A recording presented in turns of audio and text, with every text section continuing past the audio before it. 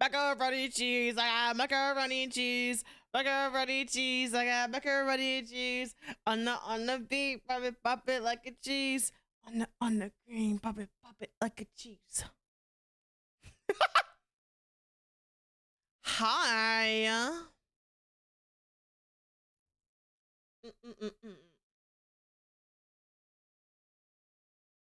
What? Stop. Wait, what's happening in an hour? Oh, fuck. Marvel Rivals. Is that what's happening in an hour? Fuck, I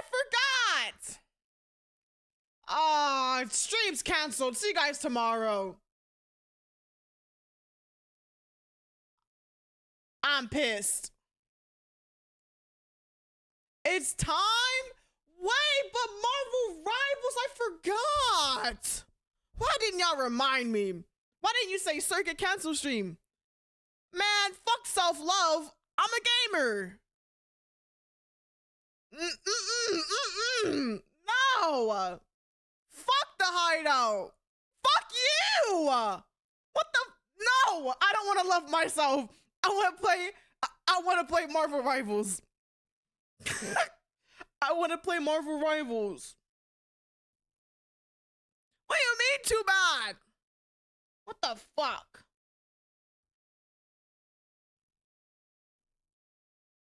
I want to play Marvel Rivals. I don't want to play. I want to play Marvel Rivals. Rebrand the stream? Too bad? What the fuck you? What the fuck you?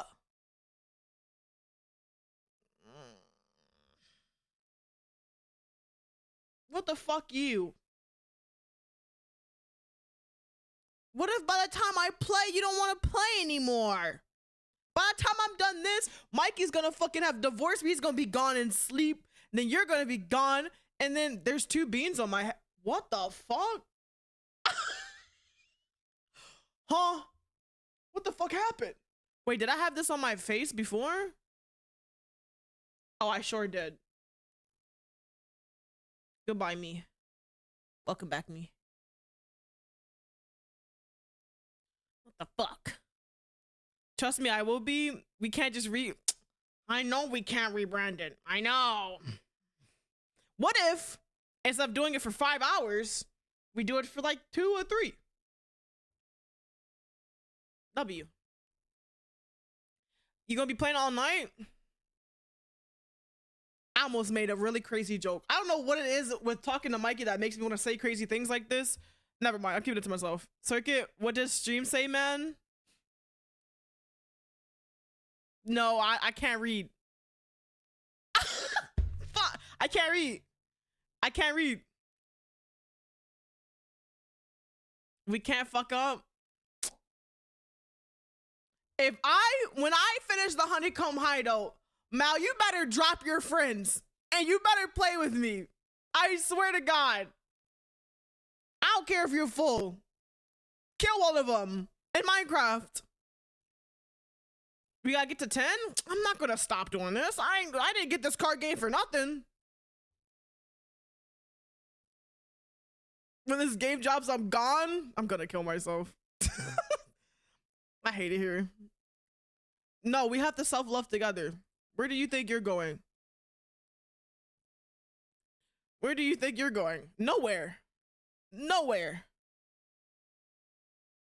We're gonna get to episode 10. You know, you see how many cards this is? Look. What the fuck do you mean we have to get to 10 at least? Motherfucker. Hold on. And this is what we did last. Hold on. This is how many cards, and this is how many we did. This is how many we did. The fuck. 10 cards. Let me count how many we did. 1, 2, 3, 4, 5, 6, 7, 8, 9. Wait, we did do 10 last week. 11. We did 11. You might have to go now. Stop. No.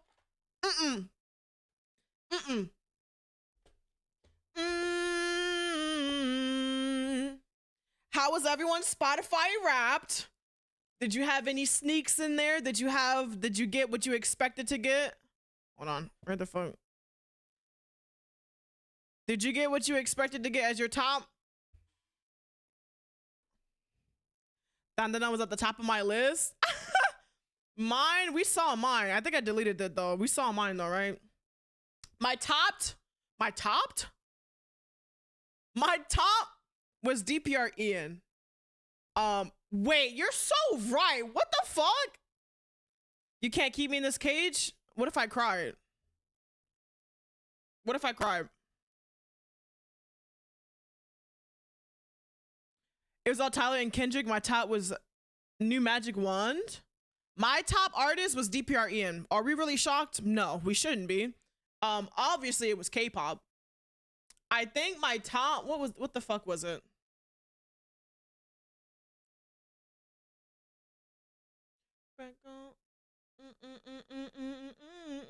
I don't feel like going on my phone for it. Hold on. Actually, fuck it. I'm gonna stop being lazy. Give me 1 second. I just had a brain fart. Where's my, what the fuck? Oh, there we go. So my top artist was DPR Ian, duh, #1. NMIX #2. ATEEZ #3, which I thought ATEEZ was gonna be #1.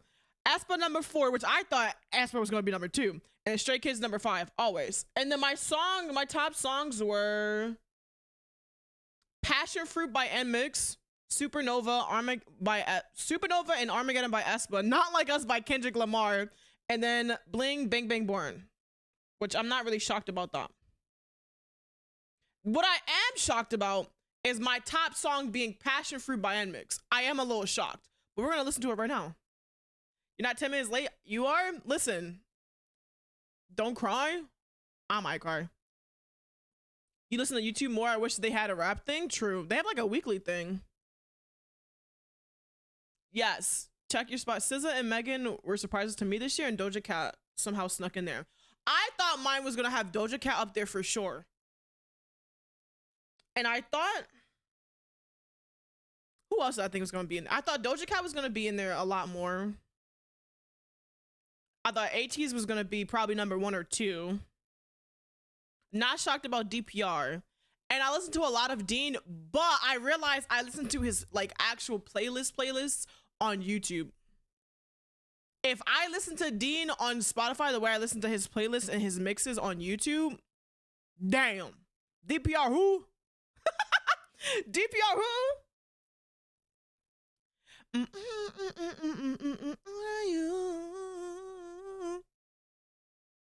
You. Did y'all do your homework? Who did the homework? Who did it? Did y'all do it? Who didn't do the homework? Who didn't do the homework?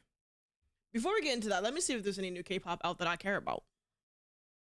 Probably not. No, DJ, you're done. You're fucking done. Treasure, don't give a fuck. Chungha, she released a Christmas song. What if it's bad? I'll cry. The Boys released, I'm pretty sure that's a Christmas song.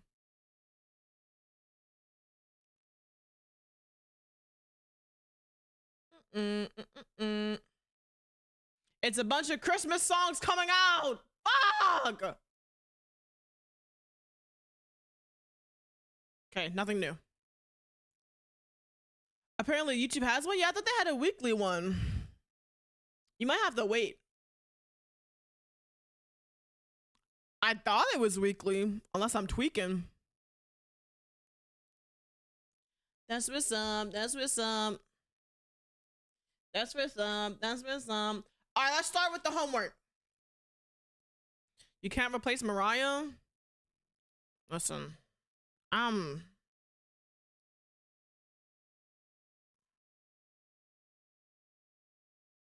them doing a Lord.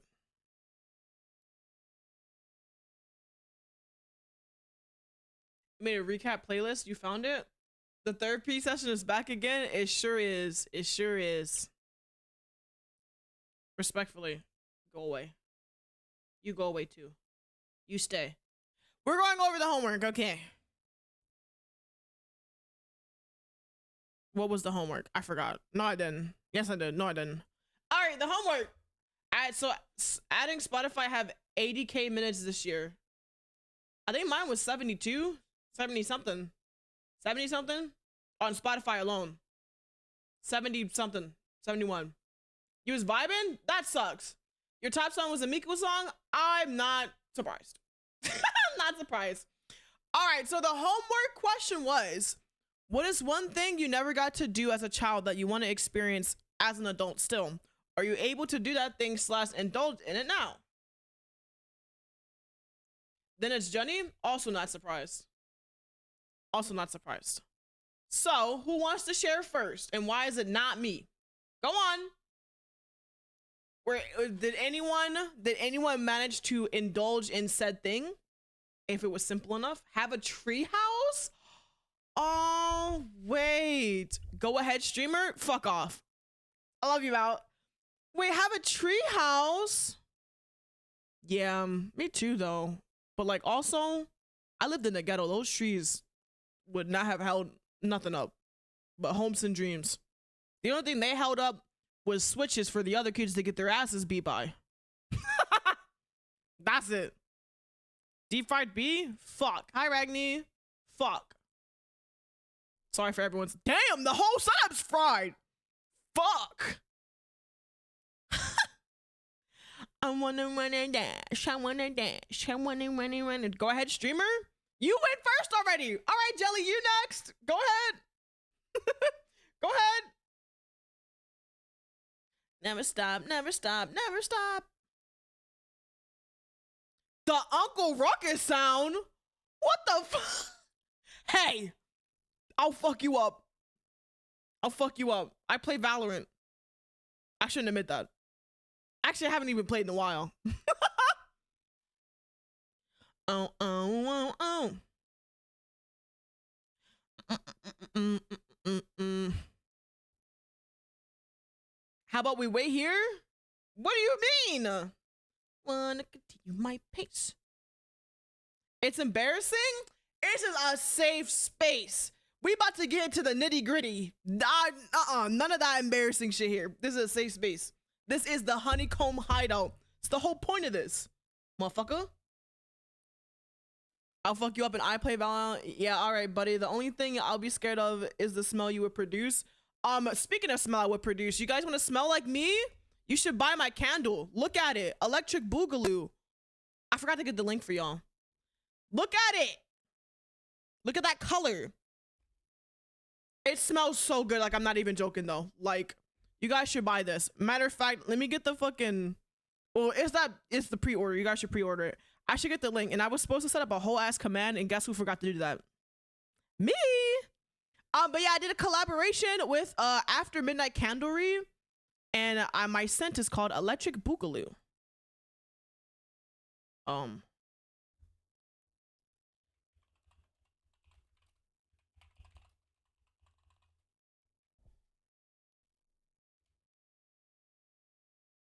Lady, that is not what I meant to fucking pin. Sorry. Dun, dun. Let me make sure that link works. I didn't even check it. Oh my god, it works. Super ladies. Huh. That's not exactly what I wanted it to do. Give me like 2 seconds. Hi, Seven. Does that link work for y'all? I should change that, huh? Hold on. 1 second. There we go. That's better. Okay, anyways, I smell good. You can suck my dick. On a normal day, I smell expensive because of the literal $2,000 collection of, what's it called, luxury scents that I still have. My go-to signature scent, though, is Bad Girl by Carolina Herrera. And then my secondary scent is that robot. I forgot what it's called. The robot by, fuck. Where is it? Hold on. I smell like this. Oh, wait. I smell like this. That's what I smell like. You guys know what this smells like. It smells really good. It's a male cologne, but it smells really good. Anyways, yeah. DV, you're projecting your stinkiness onto me, which is why you should buy my candle, because I know you need it. I know you need it. I would say the shower hates to see you coming, but it probably doesn't, because it probably never sees you. Oh shit. That would get me stopped at the airport? Yeah, well, I'm not traveling with this shit though, you know? I have many I have like small, hold on. I have like small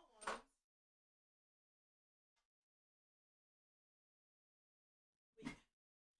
So besides like these big bottles I have like these teeny ones. Woo! The Lancome ones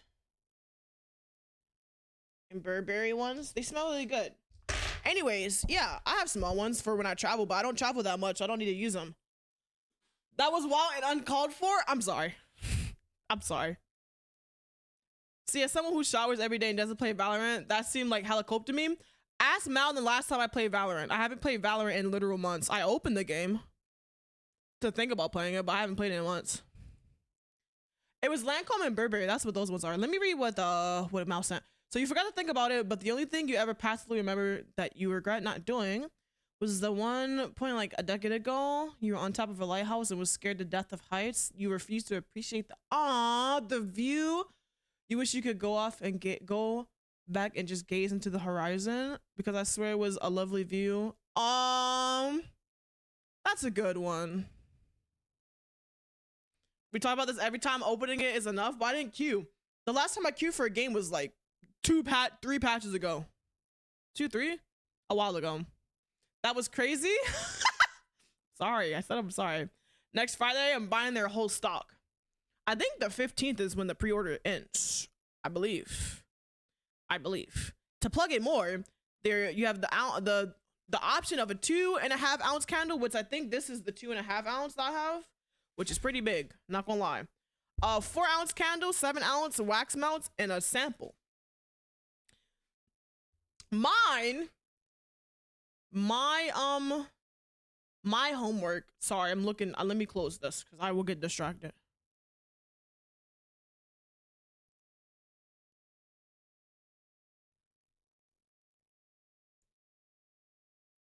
Hold on.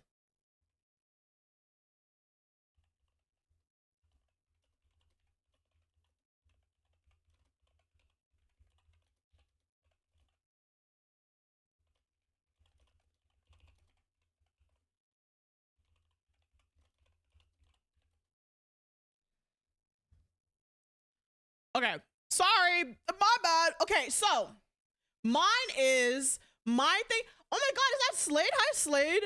My thing that I regret not doing as a child was spending more time with the family pets that we had, because I was a little baby back bitch. So for some of my older friends who know me and stuff, y'all know that we had family pets. They were fucking Great Danes. Motherfucker, we had 2 Great Danes.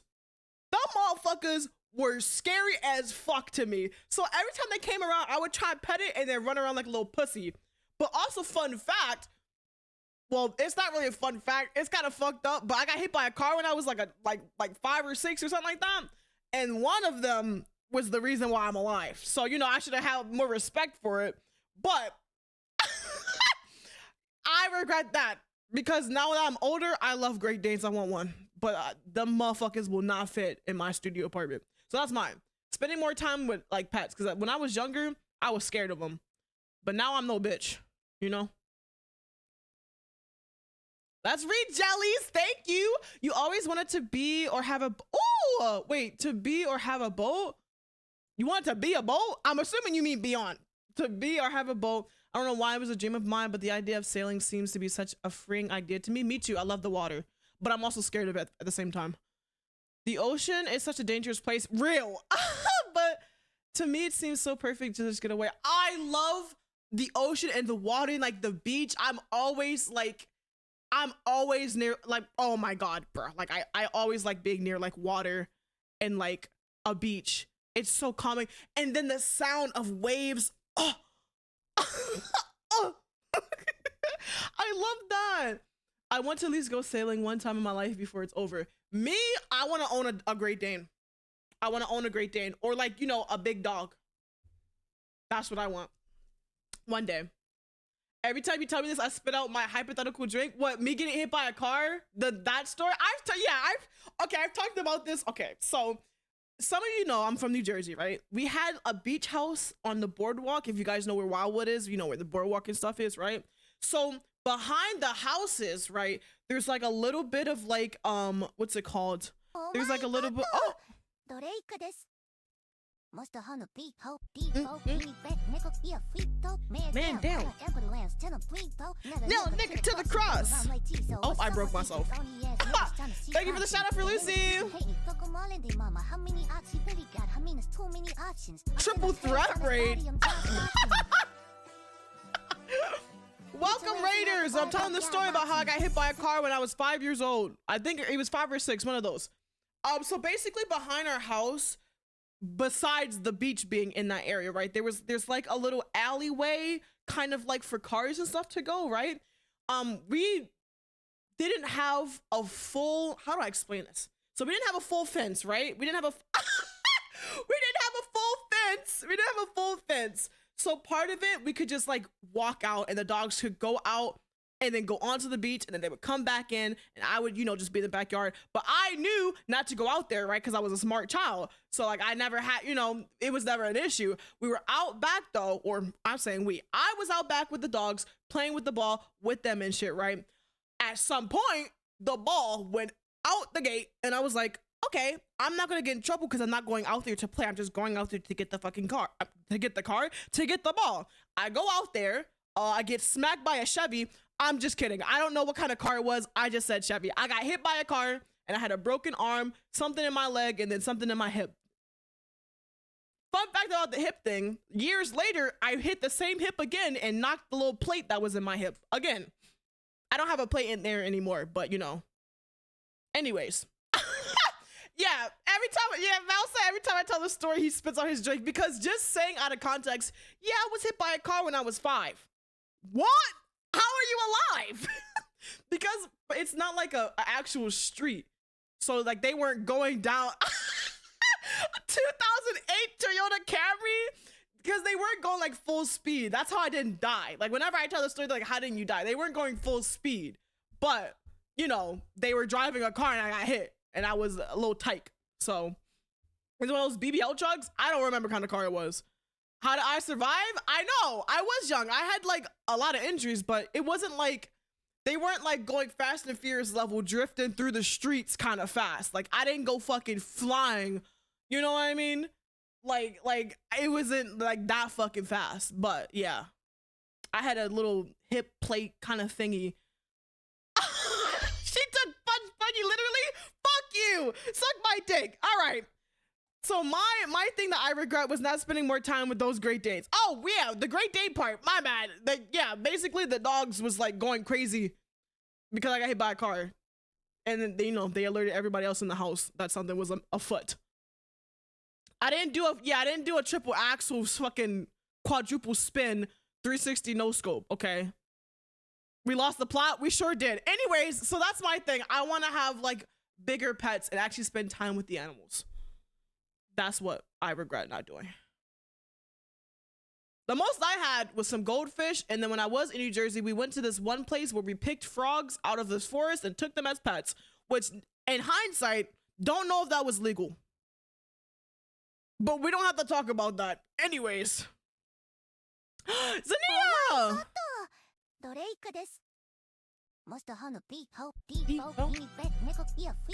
Man down. Alright, we're getting to the questions, I swear. We was talking about the homework though. You're not late? You're not. Oh, thank God you were playing Valorant. How is Overwatch?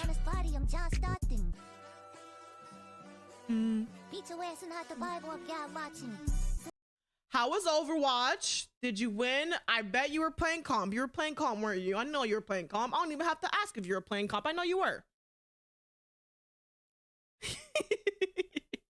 Also, thank you for the lurk, Melanie. All right. Okay, anybody else did the homework before we get into the first question? I don't know what the first question is, but we're going to answer these together, and I hope we don't cry. We probably will. Actually, I know we will. I fucking know we will. The homework. Okay, so what we're gonna do, Zania had this great idea last time we did this, the first episode, where at the end of the stream we have a question like homework that we think about and mull over into the next episode.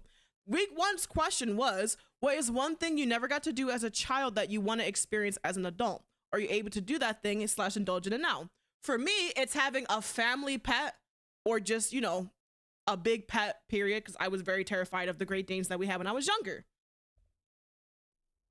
At first, it was gonna be socializing more, but as y'all fucking listen, I'm very isolative. Let me rephrase that. I'm isolative. I spend a lot of time alone, but I be talking to you niggas a lot when I do talk. So socializing, I do that. But like when I was a little child, I was terrified of the great days that we had in our family. So I'm no pussy bitch no more. Overwatch was okay, ranked up, wanted to get plat for DPS, but game said no. Go, I'm gold 1. I one of these years, I say years because this is not going to happen one of these days. I want to get plat. I need to get out of gold. I don't belong in gold, not gold support. Not the way I be cooking. Being able to go out and socialize by myself. I was a sheltered kid unless it was a family event. Man, I be taking myself to the movies on dates and shit.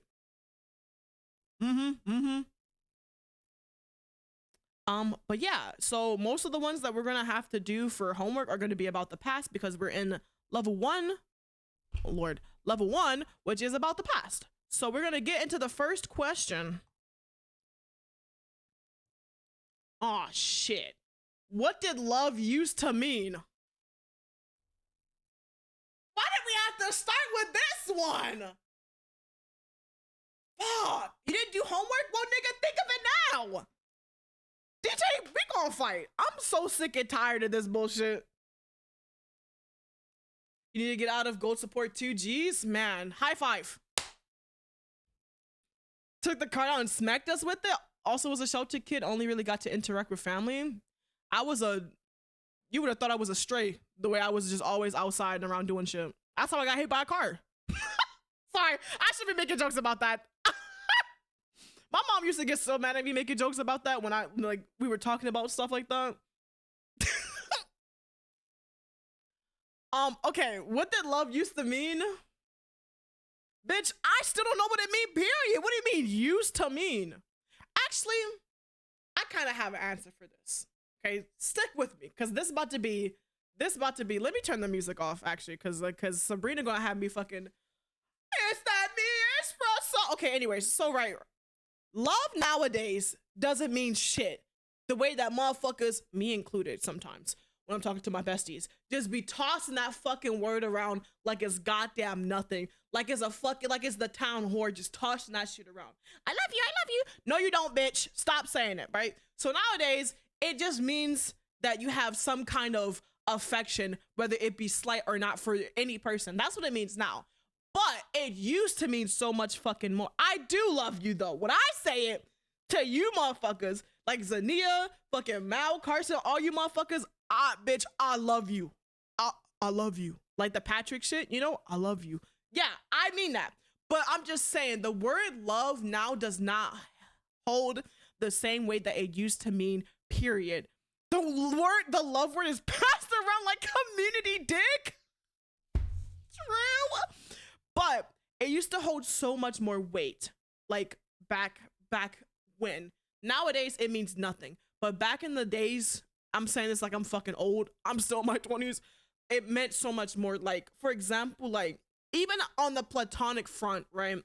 Even when it's platonically, love just meant so much more of like an intimate connection with said person. Like, when I tell Carson I think she's my literal soulmate, I'm not joking. I'm being like, there's an intimate level of connection that me and her have as like best friends. And the same thing with T. Honestly, like there's like a deeper level there, you know? So when I say I love them, I'm being dead ass.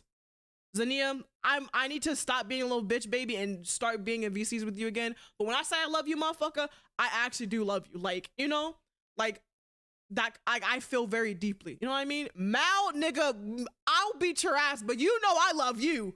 motherfucker. I know you in here somewhere, you know? So I think that love nowadays honestly doesn't really mean too much when people use it. They just kind of throw it around. They don't really feel it. And it's like, sometimes it's like, you know, that's fine. Maybe that's their interpretation or feeling of, or their interpretation of love and their definition of love. But I feel like when people just kind of throw it around, it's like, damn, this word used to mean so much. I'm kind of yapping, my bad. I don't know if I make it any fucking sense. For me, love used to just mean that there was a deep connection between me and said person. Whether it's fucking platonic or romantic or admiration or some shit like that. I like when I used to say that's what I mean. And well, still when I say it, that's what it means. You know what I mean? Like, I don't have to be so fucking enamored with the person, like romantically, to say I love you. There just has to be some kind of deeper connection, you know. Also, add in a minute, my bad guys, I don't have any snoozes. Like, that's how it is for me. That's what it meant to me, that there's some deeper connection. And like, because I'm friendly with everybody, you know what I mean? Like, I like talking to people and I'm just kind of I just kind of be chilling, right? But when there's like that deeper feeling and connection, and when I say that, I like, people automatically mean that you can only say I love you if you're like romantically involved. Bitch, that's not, I don't think that's true. You can love shit and not want to fuck it. You know what I mean? You can love people and not want to fuck them. You know what I mean? If that makes sense. That makes sense. That scared the fuck out of me. Thank you, Slade, for the bits. Thank you. I think it still does mean it, but just not every time anymore, you know? I know, but especially in like the content creation space, the way that people treat this shit like Tinder, y'all motherfuckers get on my goddamn nerves. You make my ass itch and my nipples fucking burn when y'all be doing that dumb shit. Holy fuck. Shit. Gen Zs are old heads life? What do you mean? True. Word got gojoed? Stop. Why would you say that? For real? Like, people say I love you right after getting together now? I know! What the fuck? Niggas like, I love you in the first week. What's my favorite color? Don't worry, I'll wait, motherfucker. Friendship love would be more heartbreaking too than relationship, and I've never been in a relationship. Man. Holy shit. I feel like friendship breakups hurt a lot more than relationship breakups, because bitch, you were my bestie. You were my bestie. You know what I mean? No one really let themselves learn to love or be loved. I'm in the process of learning how to love people, but even on top of that, fuck loving people. I need to learn how to be love. Be loved. Cause bitch, I don't fucking know how to be loved. So they can't get it back out. And now people love to think love is weak, so they act like they have a lot of it, but in reality they barely have it for themselves or anyone around them. That is so fucking real. That is so real. The Greek had 7 types of love. Why all of a sudden the only type of love that matter is romantic love? Oh my god, Anya. Oh my god, Anya. Oh my god, Anya. Oh, fuck this ad, bro. I have so much to say. I have so much to say. I have so much to say.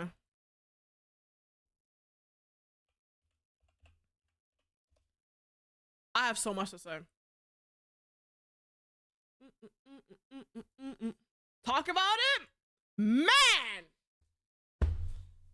Hold on, wait till these 30 seconds are up. Wait till these 30 seconds are up. I have so much to fucking say about that. Oh my god. Hold on. Cause, oh bitch. Oh bitch. Oh bitch. We're about to get so off topic. I don't even care. Cause I don't even fucking care. Talk about it? Oh my god. Honestly, I was waiting for the ass to be over. Honestly, love in my past meant we were close and we had each other's back. Real. It was platonic and wholesome. Never felt real romantic love, so it means nothing to me then or now. Bro, let's talk about it. When Anya just said the Greeks had 7 types of love, why all of a sudden the only type of love that matters is romantic? let's get into it. Because, bitch, romantic love is overrated. It is. Mouse is right.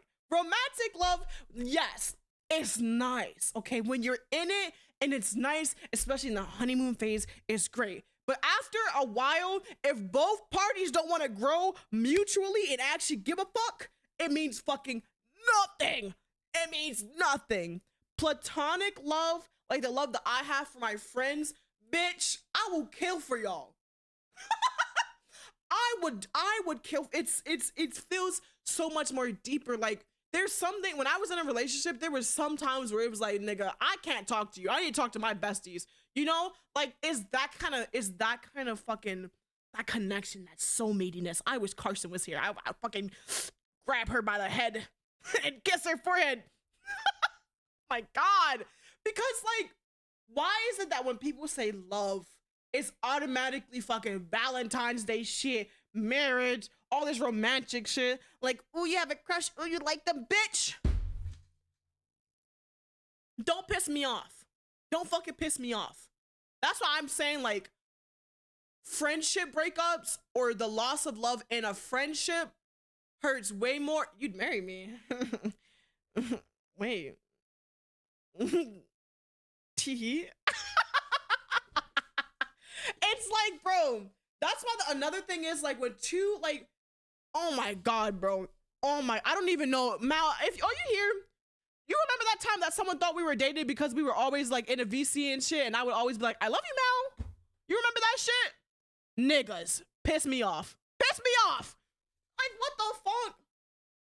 What the hell? What the hell? Like, what are you, what? I say I love you to Zania, y'all don't think I'm fucking her. I say I love you to Carson, y'all don't think I'm fucking her. Okay, well, me and Carson are gay for each other, but that's besides the point. Y'all, you know, like, what the fuck?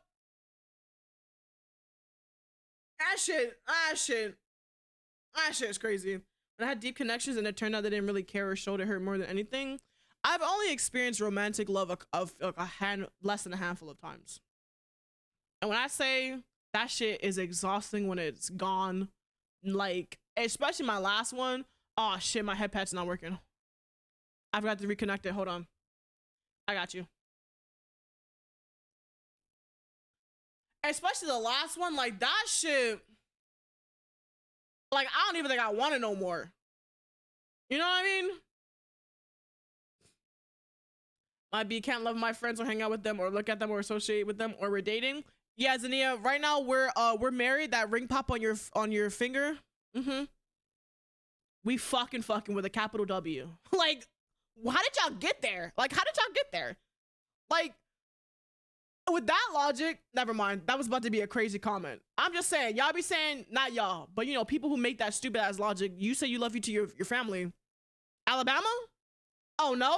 Oh, but now what's crazy when I say it to you, when you say it to your family. Oh, but when you say it to your family, quote unquote, it's different. But I can't say that to my friends. But you say I love you to your mom, and if I say Alabama, then I'm crazy. What? What do you mean? It's different because it's family? Some niggas don't think that. What the fuck?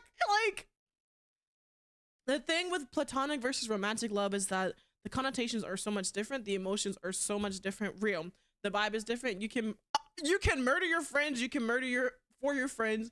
You can throw them to the moon and you're still besties. But with the partner, it's completely different. Yeah. Real. Only once for me. I won't do it again. Man. Can I change my birth date, please?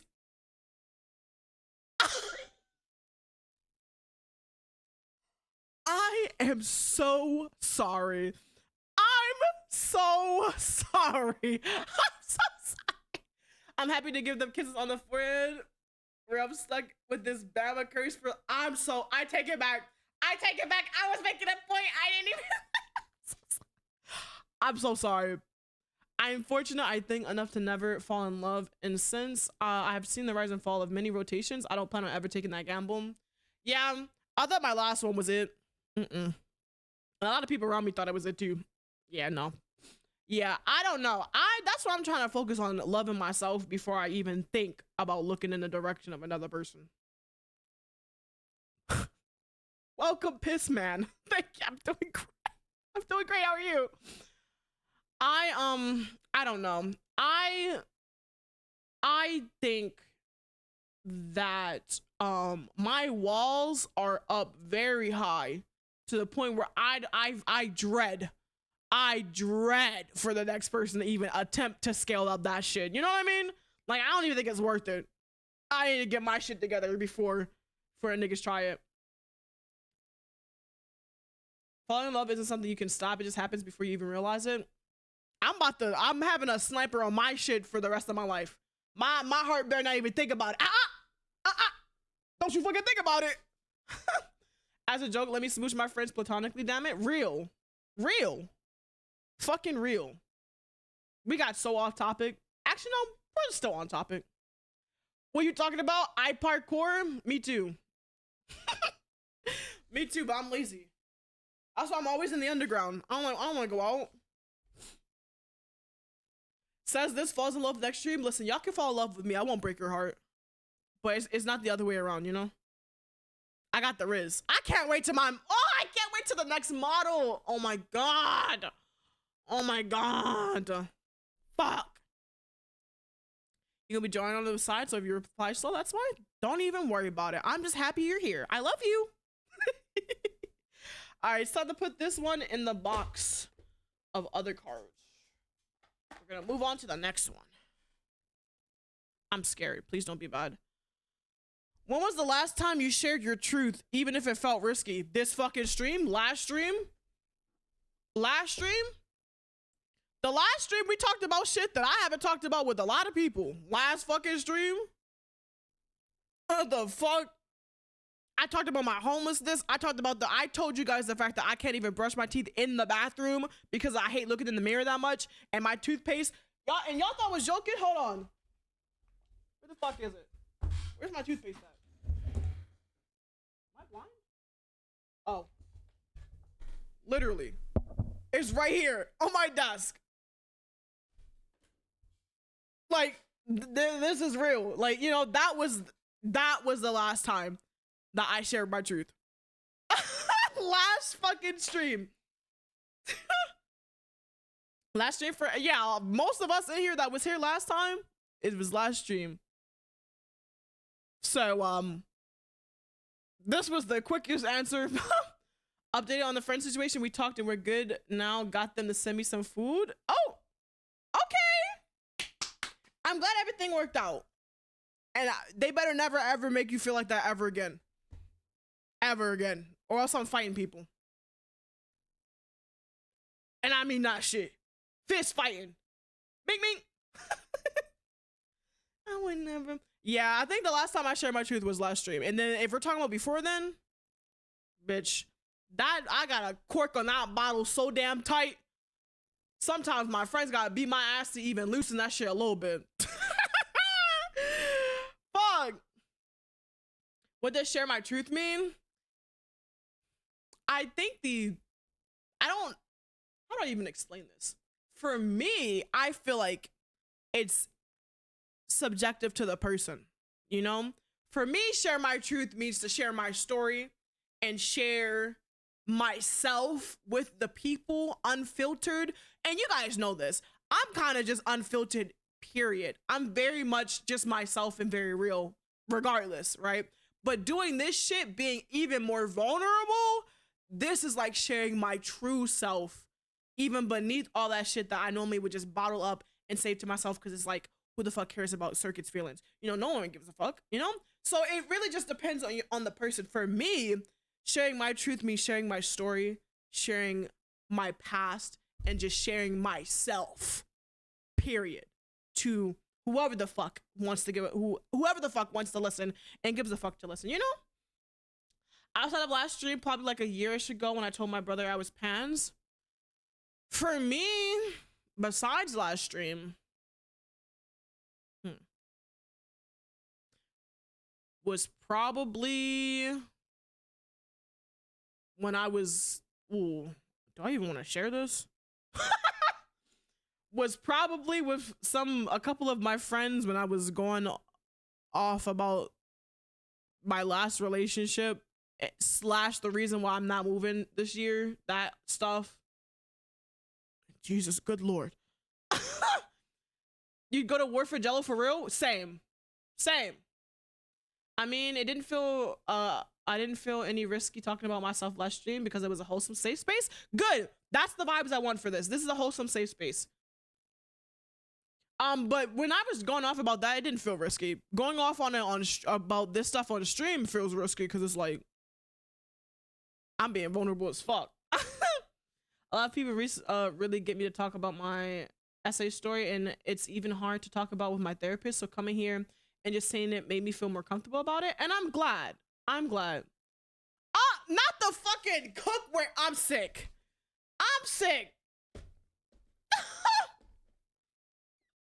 Oh my god, pansexual. Insert fucking cookware joke, bro. Whenever I used to say that shit, not the cookware joke, but say I was pansexual, some fucking comedian, fucking real funny guy was like, now's my chance. Like, shut the fuck. Not you, mouse, but just saying. Wait, where the fuck? There we go. It's still a learning curve, but I'm going to get through it, and I'm proud of you, and you sure are going to get through it. Please be around my, oh, thank God. Replace that was so stupid of me with that was so human of me. Bitch, call me out harder. Damn. Nah, we're all looking sick as fuck right now together. We all, nah. We're all sick as fuck. We're all, oh, wait, we all just got called out. Wait. Wait.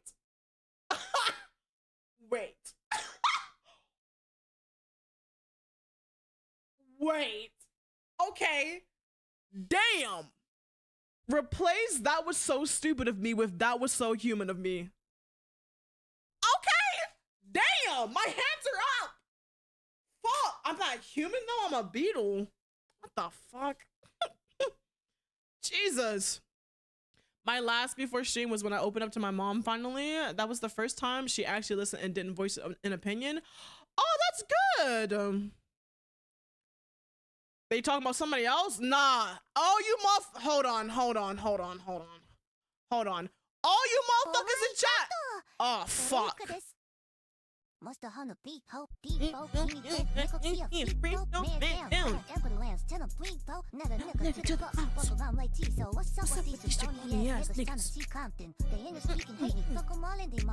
Yeah, this is a lot of raids today. Holy shit. Thank you, Pookie. I love you, T. Now back to me pointing at, why am I pointing at y'all? This reminder is for all you bitches in chat. Okay, I'm such a hypocrite because the amount of times I call myself the dumbest, stupid, most dumbest, stupid, dumbest, stupidest, dumbest little critter on the planet is crazy. Okay, I know. I call myself stupid all the time. But you motherfuckers, stop saying you're stupid. Say it's what's the card?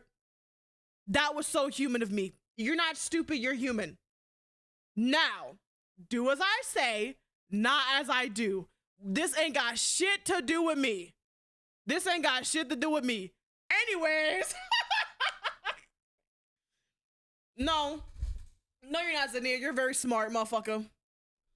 Wait, what were you doing for stream?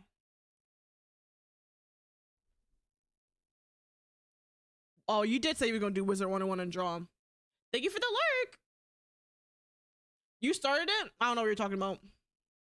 Jello, especially you. Now you're being singled out, especially you. Also, for the people who are getting in and rated, you guys should pre-order my candle. Thanks. You guys want to smell good? Or what? Not you guys. You want your room to smell good? You don't want that gamer room smell? Pre-order Electric Boogaloo. I didn't make an actual video for that. You ain't draw, you was wizarding all day? Oh. I don't call myself stupid. I know I'm a genius. Anything I messed up was a happy mistake. I need to learn how to stop calling myself stupid. But sometimes I'm alone. I'm buying like 15 tomorrow. It's crazy. Y'all, it smells so good. It's Jamaican me happy plus white honey. And I'm so... Oh, I'm so happy about the smell. Like, it smells so good. The reason I haven't burned this one yet is because I'm going to give this one to my mom. So you're saying it's human to sit up late at night and cringe at everything you did wrong? Yes. Yes, it is. Yes, it is. I'm very intelligent, but like, I feel like it never shows up in my personality because everyone that thinks I'm dumb. I don't think you're dumb. I think you're smart. I think I'm dumb as hell. That sounds like a really good smell. It's like, hold on. For the people who love top notes, bottom notes, and base notes, looking at myself, I will give you guys the breakdown of the notes of this candle because I'm so fucking, oh my God, I'm so happy. Hold on. Okay.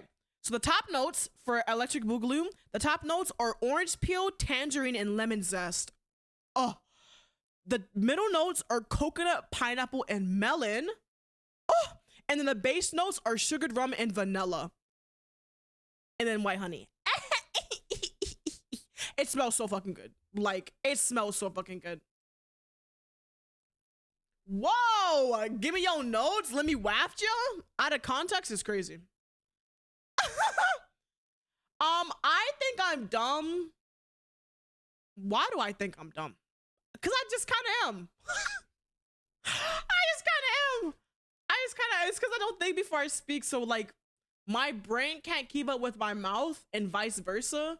So when I say things, you know, when I have those moments where I'm like, oh, I had a stroke because I can't speak properly. It's like, damn, bitch, you live like this? Can you talk?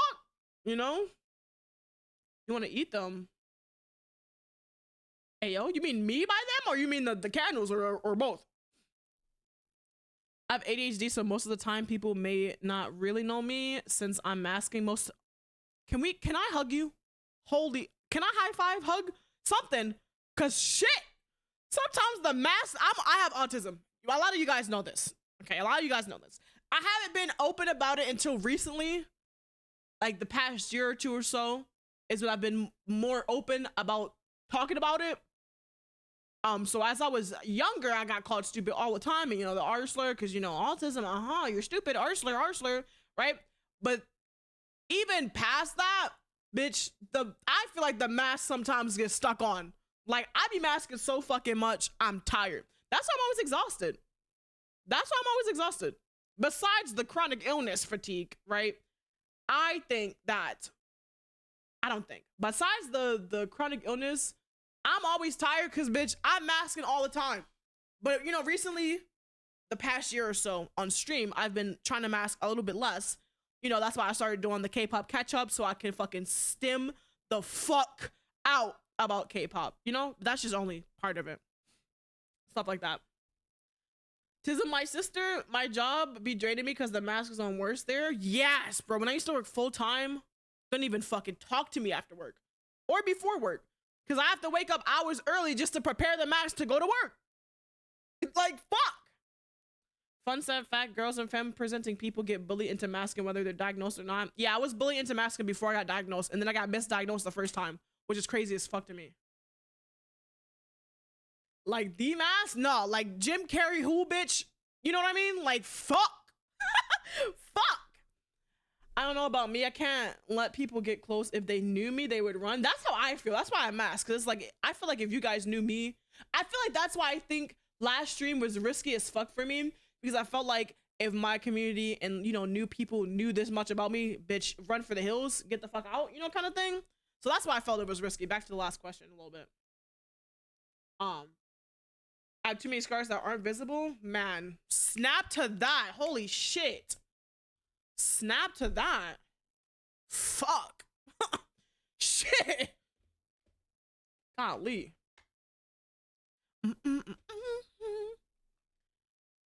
If they run it for the hills, they weren't gonna stay long anyway. Honestly, true. I know. And you know what? I preach that all the time. I'm like, you know, if they don't want to stay around for, you know, your hard parts and all that stuff, then they're not really your friends. I be preaching that shit. And lo and behold, never practicing shit that I say. That's why I say do as I say, not as I do. You're simply weeding out the cowards. True. What wasn't actually your fault?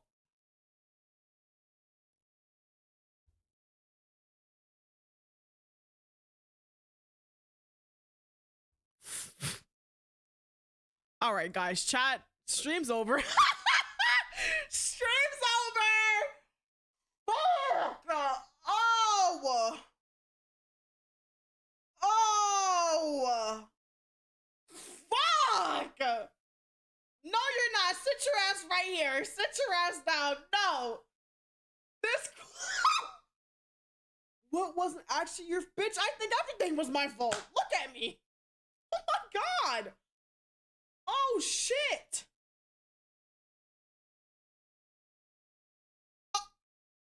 I had to pause the music. I had to pause the music. What wasn't actually your fault? Damn. Damn. Don't leave me, please. Fuck. You can tell I'm stunned to silence. There's so many things in my head right now that's why I can't talk. Oh my God. Your last breakup, you blamed yourself, but you know she wasn't capable of being in a relationship, and I was never to blame for anything. Fuck. Ooh, bitch. Ooh. Ooh.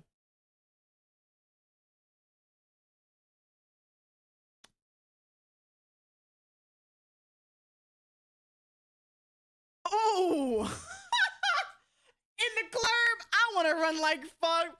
I'm gonna hold your hand tightly because we in the club right now. Ooh, okay.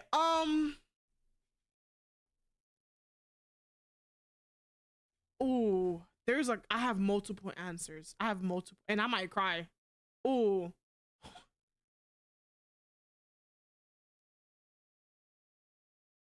Jeez. Fuck. The silence is so loud right now. Oh my God.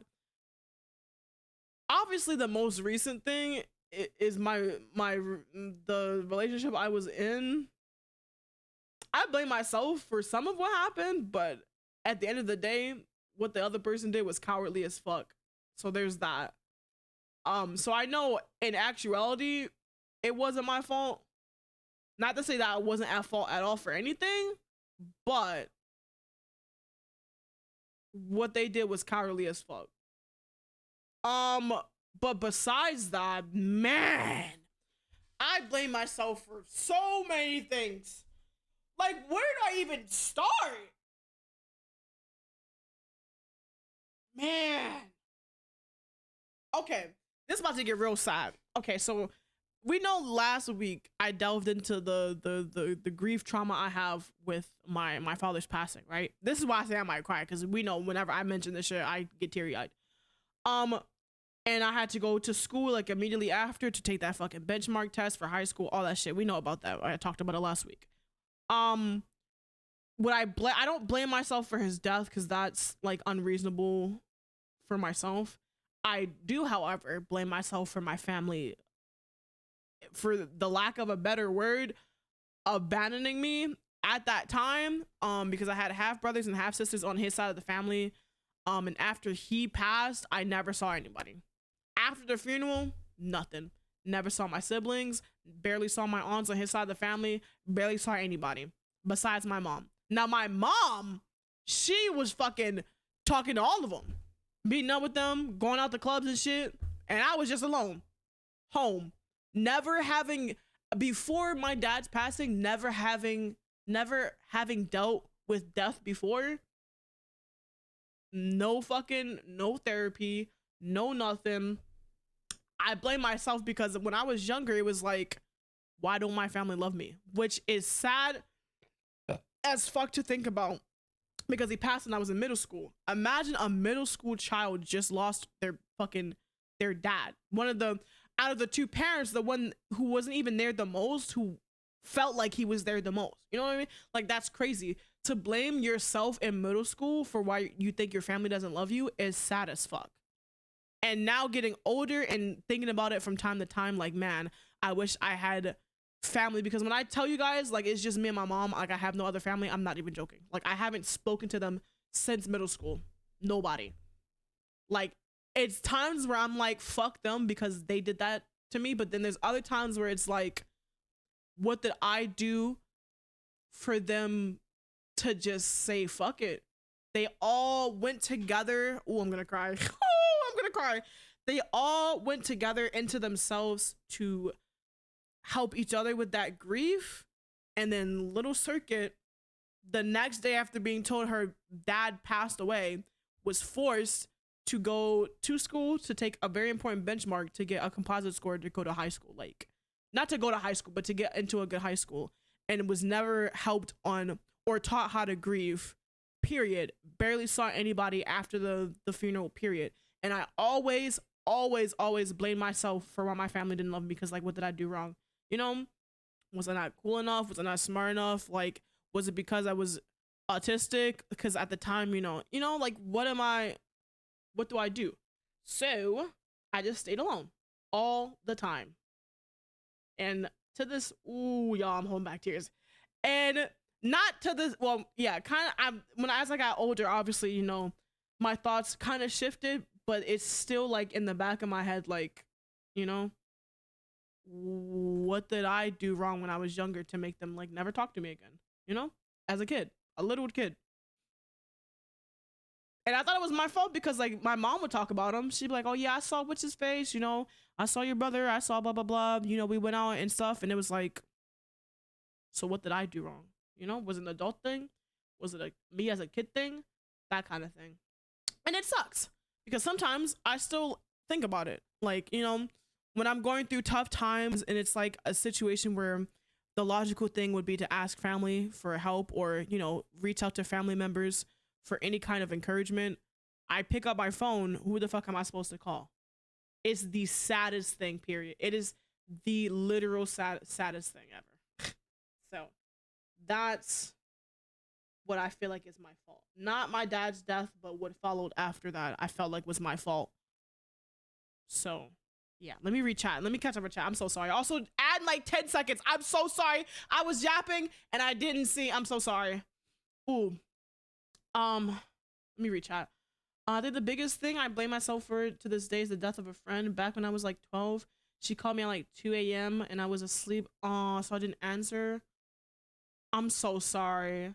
Woke up that morning to a message from her older sister. Said she left on her own terms. I'm so sorry. My condolences. That, man, death is just so awful. In your last relationship, she told her friends so many lies. When they talked to me and I showed full convos, they were shocked. I was hated for no reason. Crazy, that was 3 years ago. Man, when you finally answer, let me know. Oh, hugs, you were a kid? Yeah, it was rough. It was hard because, again, my dad passing was the first time I ever dealt with death, and I wasn't able to see him before he passed because everyone in my life who knew about him being sick downplayed him being sick so much that I didn't think anything of it until he died. So I didn't get a chance to see him for a while before he died at all. And then I see him in a casket as a young child looking completely different from the last time I seen him. It was awful. And then following that, my aunt Buggy passed away from cancer like a couple years after that, which, again, not even knowing how to deal with the first death, dealt with that kind of death. And again, not seeing her, it's like that's why a lot of my trauma is grief and grieving and stuff like that. And I was never helped or taught how to deal with that. So it's very fresh in my mind every time because I just don't know how to deal with it. And it hurts. And I'm trying not to cry. Ooh. Well, to be serious, I blame myself. Ooh. To be serious, I blame myself for why my parents' relationship failed. Oh, honey, no. Even though everything happened before I was born, but when I was here, it seemed like even though they had so much love for each other, they could never come out and say it. This is what leads to arguments and them not being able to outwardly communicate that. So when he passed, I feel like I never got that family dynamic. Oh, as like the movies, I can relate to that feeling. Oh my gosh. I'm so sorry. I blame myself for two things really. And one is my grandma's passing. Oh, I want to hug you guys so badly. The other is a friend who turned out to be a big red flag last year, and I keep thinking if maybe I'd learn how to spot red flags, I'd be able to help somebody at least. That's not your fault. There's so many snakes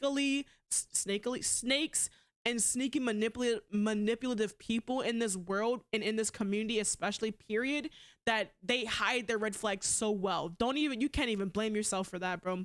There's so many people who get called out every single day, and there's people who are close to them that were like, I didn't even, like, they hid that. So, like, you know what I mean? Like, you can't even blame yourself for not being able to spot red flags. That's not your fault. People are manipulative. I feel like some of the feelings she still have pent up for him, she take out on me. It's weird. I'm so sorry. No parent should ever take out their emotions on their child, whether it's physical or emotional. None of that fucking bullshit. That shit is awful. And I'm so sorry that you have to deal with that. Oh. Oh, chat. I want to hug all of us. All of us group hug. Fucking group hug. Wait. Fucking group hug. I know I'm close as fuck. My bad. Man, there's a lot. I like, even beyond that, there's a lot of things that I just always blame myself for because I always got yelled at up by my mom a lot. And now that we're older and I've since had, you know, the balls to fully like call her out on her shit, she's changed a lot and she's grown a lot, thank God. Because at the end of the day, it was always just me and her, you know? So when she was always upset at me for things, or when people like was upset at me for things, and I again had no family since I was younger and was always doing stuff on my own, I just always felt like it was my fault. Like, not to be cliche, but like, as a child, right, what are you supposed to think? You think you're broken. So I was like, you know, what the fuck is wrong with me? Am I like a broken child? Like, you know, I wish that I wasn't. And so I blame myself for it. And I still blame myself for a lot of things that have happened in the past. So, in reality, right, for any normal person who thinks like a normal person, right, I'm not that. It's obvious to say that, no, of course, you, middle school circuit, are not at fault for your family just kind of, I don't want to say casting me out, but like, casting me out and not talking to me after my father's passing. No, child, it's not your fault. But that's how I felt, and that's how everything seemed. So, you know, it wasn't my fault for my parents making me a third parent, which caused a skewed relationship with my siblings. Damn. Yeah, my mom made me my own parent for a while. I can say this now because I'm older, but when I was younger, like, I don't want to get her in trouble, but I'm gonna say this anyways. Like, me in middle school, coming home from school, I was by myself. Like, I was in the house alone, like, to the point where, like, man, I haven't said any of this shit to anyone before. God damn. So when I was younger, in middle school and then going up to high school, but in middle school, when I moved here, I was left alone a lot as a child when my mom was at work. So like, I would walk myself home from school. I would have to find I would have like my own key. Before she let me take the key to school, because she didn't want me to lose it at school, we had to have the key hidden around the house. So when I came home from school, I had to make sure I got the key, but I had to make sure that no one saw me getting the key and stuff like that, and then staying home for hours until she got home from work at night. And then she had to have a special password to say through the door so it wasn't a stranger. And then, like, you know, shit like that. I was always by myself. So like, when I say I'm lonely and I'm alone, I could be around a group of people and still feel like I'm alone. That's just how it's always been for me. And I be blaming myself for it. Damn, I have tears in my eyes. Y'all making me cry. As a kid of parents who do this, it is not your fault at all. Period. Period, T. Period. I wish I wasn't my mama's therapist. I really wish they just handled their stuff. Man. Ooh. I wish that, damn my stuff, I wish that you guys had better parents. That, not to say that they're fucking, you know, the worst of the worst, but I wish you guys had better parents. So you guys didn't have to deal with all this hurt and stuff on your own. You know what I mean? Now that, you know, we're older and stuff. I wish that my mom was better when I was younger. I wish it didn't take me being homeless twice for her to finally get her shit together. I wish it didn't take multiple attempts on my own life for her to understand that there was something wrong with me. And I wish that it didn't take all this fucking like arguing and shit that went on between me and her for her to get her shit together now that I'm not living with her. You know, I wish it didn't take all that. Especially the me taking, you know, the attempt part. Like, I wish it just didn't. I wish it never had to take all that. Man, I just, you know, I wish it didn't have to take all that for it to turn around. But now it's almost like, it's basically like, it's kind of too late. You know what I mean? Oh! Hugs all around, real. Hi, Chemical!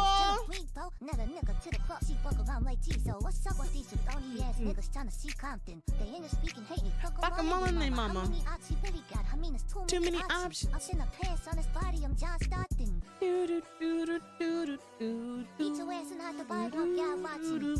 Hi, Chemical. Welcome, Raiders. If you guys don't know me, my name is Tricky. I'm a street racing robot fighting chaotic killer VTuber.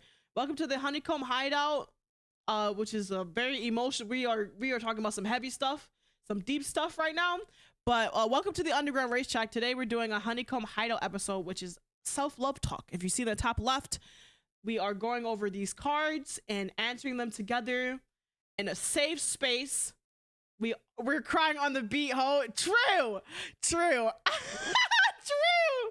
I just had tears in my eyes. Yeah, we're talking about some heavy stuff. For the new people here, this is a self-love podcasty kind of thing where we go through these cards and we answer them.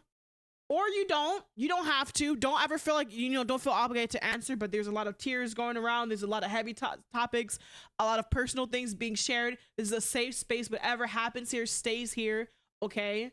And I love you all respectfully. I hope stream was good. Excuse me. It is basically a therapy session. We were just doing this question up here, which was, what wasn't actually your fault? Which really hit a lot of us very, very hard. A lot of us had answers pertaining to our parents, and I was just talking about how I wish we all had better parents that was actually there for us and did make us their therapists and actually treated us as their children. You know, it was great. Finish up the DLC main story. I need dinner though, so I have to get going. I hope you have good foods. Thank you. Whew. Please don't ever feel bad for raiding and running. I raid and run all the time because after stream, y'all, I'll be tired. Okay, next question. Hopefully it doesn't hit as fucking hard. Jesus. We all got mama and daddy issues? Real. I need electric boogaloo to make me... Oh, speaking of electric boogaloo, listen. You guys have gamer room smell? I know most of you have gamer room smell. You guys should pre-order my candle, electric boogaloo. It smells good. Your room will smell good. Smell like me.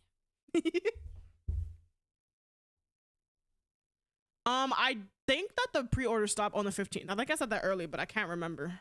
Next question.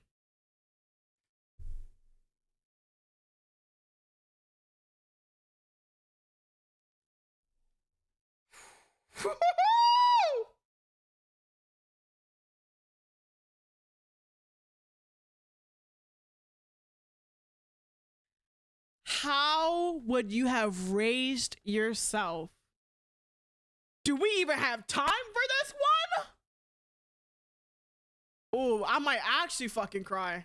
I'm about to leave already? Okay, let's pause the music again. It ties into what we were talking about previously. Honestly, how would I have raised myself? Well, for starters, I would not have left me alone as much as I was alone as a child. Period. This is probably going to turn into a rap. Now, let me preface this by saying, I love my mother, and she has since changed after me cussing her out and after a lot of heated conversations and a lot of really bad things happened to get to that point. It's different now. I don't hold all of this anger like I once did, but I am about to rant, and it is about to be some anger, okay? Let me just put that out there. I have a good relationship with my mom now, okay? So, as a child, I should not have been left alone as much as I was. My mom was probably kind of still is not family oriented. Her style of parenting was you have a home, you have food, what that's all you really need for me. There was no nurturing, there was no like none of that. I was left to my own devices as an only child because she was a single mother. Now, I do recognize that a lot of part of what she did was because she was a single mother doing everything on her own. I acknowledge that. I'm not faulting her for that. She couldn't do shit about that. What I am faulting her for is everything else. To be honestly respectful, I was left alone so much to my own devices to the point where now that I'm older, isolation is the only way that I cope with anything, and it affects my friendships and relationships so badly. I don't know anything else. All I know is isolation. All I know is being by myself. That's it. And as getting older, it is not impossible, but it is very hard to break that cycle of being by myself all the time, needing having a short burst of energy and long recharging time, and not being family oriented myself. I'm also bad with affection. I'm also awful with accepting things from people. I'm awful with allowing myself grace, because every time I did something wrong or asked for something, I was yelled at and screamed at and made felt bad for it. So now that I'm older, I wait until the very last second to ask for any kind of help. My friends will fucking tell you, bitch, I will starve for days before I even say shit about, you know, things like that, because asking for stuff, asking for help, period, and any form of help, and not just doing it myself would get me yelled at all the time. So now that I'm older, it is a trauma response. I cannot ask for shit. I can't ask for shit. It could be a help, look it up something, and I won't ask for that. It could be help. I could genuinely not understand something and need help, and I won't ask for it because I'm scared that I'm gonna get yelled at or judged or something for it. And I would not have raised myself that way, because, oh, I'm gonna cry. Because now that I'm older, I am dealing with the repercussions of the lack of genuine nurturing that I was not given as a child. And now it's awkward for me. Like, I can't even physical touch. Part of it is a sensory thing, because again, I have autism. Part of it is that, but part of it is I can't even tell you the last time when my mom wasn't in the hospital bed. Besides that, where she would allow me, like she would hug me or ask for any kind of physical touch. When I was a child, I wasn't getting that from her. I'd have to wait until I saw my dad once a month, mind you, to fucking get any kind of shit like that. You know, like it's like stuff like that. I would not have raised me like that. I would have raised me. I wouldn't, Lord.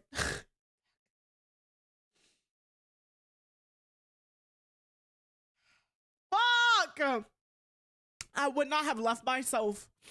I keep repeating myself because that's like my main point. I wouldn't have left myself alone as much. I would have, even if she didn't understand how to be family oriented, bitch, I don't fake it till you make it. I would have at least just sat in the room with me while I play with my toys. You know, that kind of thing. I would have just sat in the room with myself. You know, at least watch me play. Even if she didn't, you know, have the energy to take me to the playground. You bitch, I'm not asking you to play and do all these crazy things. If only you just went, instead of making me walk by myself and watching me from the window across the street and shit, you know, like I would have at least tried to do more. Especially when I got older. I would never have allowed my child to be homeless twice with no help. I would never have allowed that. I wouldn't have allowed my child to grieve the death of multiple people close to them by themselves while I went out to grieve with the family that they should have been with. I would have never made my child feel like they could never ask me for help without risking getting yelled at, ever. So that is how I would have raised myself. I would have raised myself to be able to accept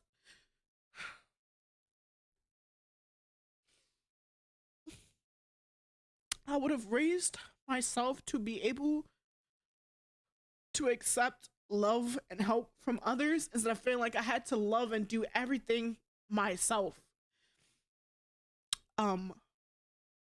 Sorry.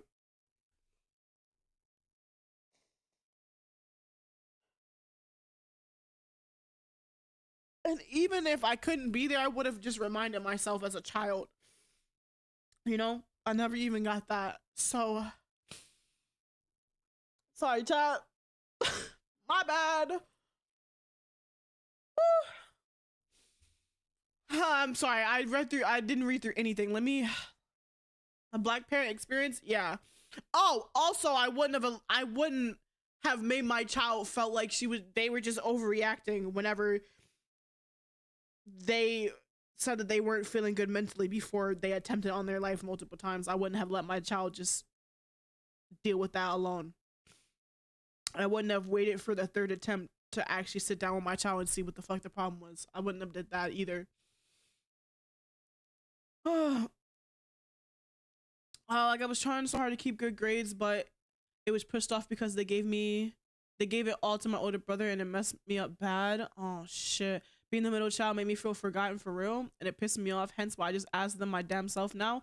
What about me needing help? And that's why I always be saying no to y'all first answer until y'all push, because I can't really lie to y'all. I try to and then it just doesn't work because I feel bad and they don't get a no for an answer. I would not yell at myself when I did something a child would do naturally. Exactly. And that's why, you know, I always apologize and I have that very bad habit of saying sorry for literal natural things. And I set a daily reminder just to ask y'all how you're doing and if you need help, because damn, after all this therapy, I think the world will be a damn better place if I do. I would have let myself experience and socialize with my age group and let myself express because I did not need whoopings. Real. I just needed to be able to express myself without family bullying. I need a plane ticket because I want to hug you so bad right now. I want to hug so bad right now, and I'm not even a physical touch person, but man, I would have hugged me a lot more as a child so that when I'm older, I don't feel weird and uncomfortable hugging people, because I feel like that's what I really need is just a hug, bro. When I met up with Hatsu, for people who don't know, me and Hatsu met up for Korean barbecue last week, man.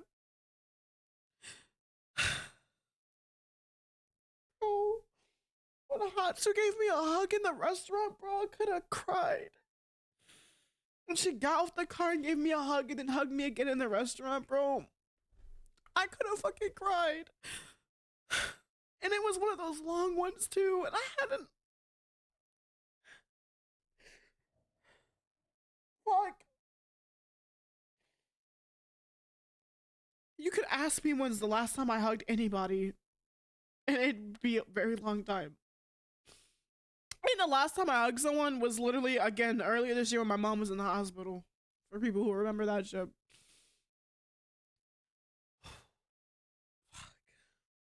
Fuck. Sorry, chat. I'm trying to keep up. I'm so sorry. I'm so sorry. Whew, I do need to drink a droplet. You're so right. You're so right.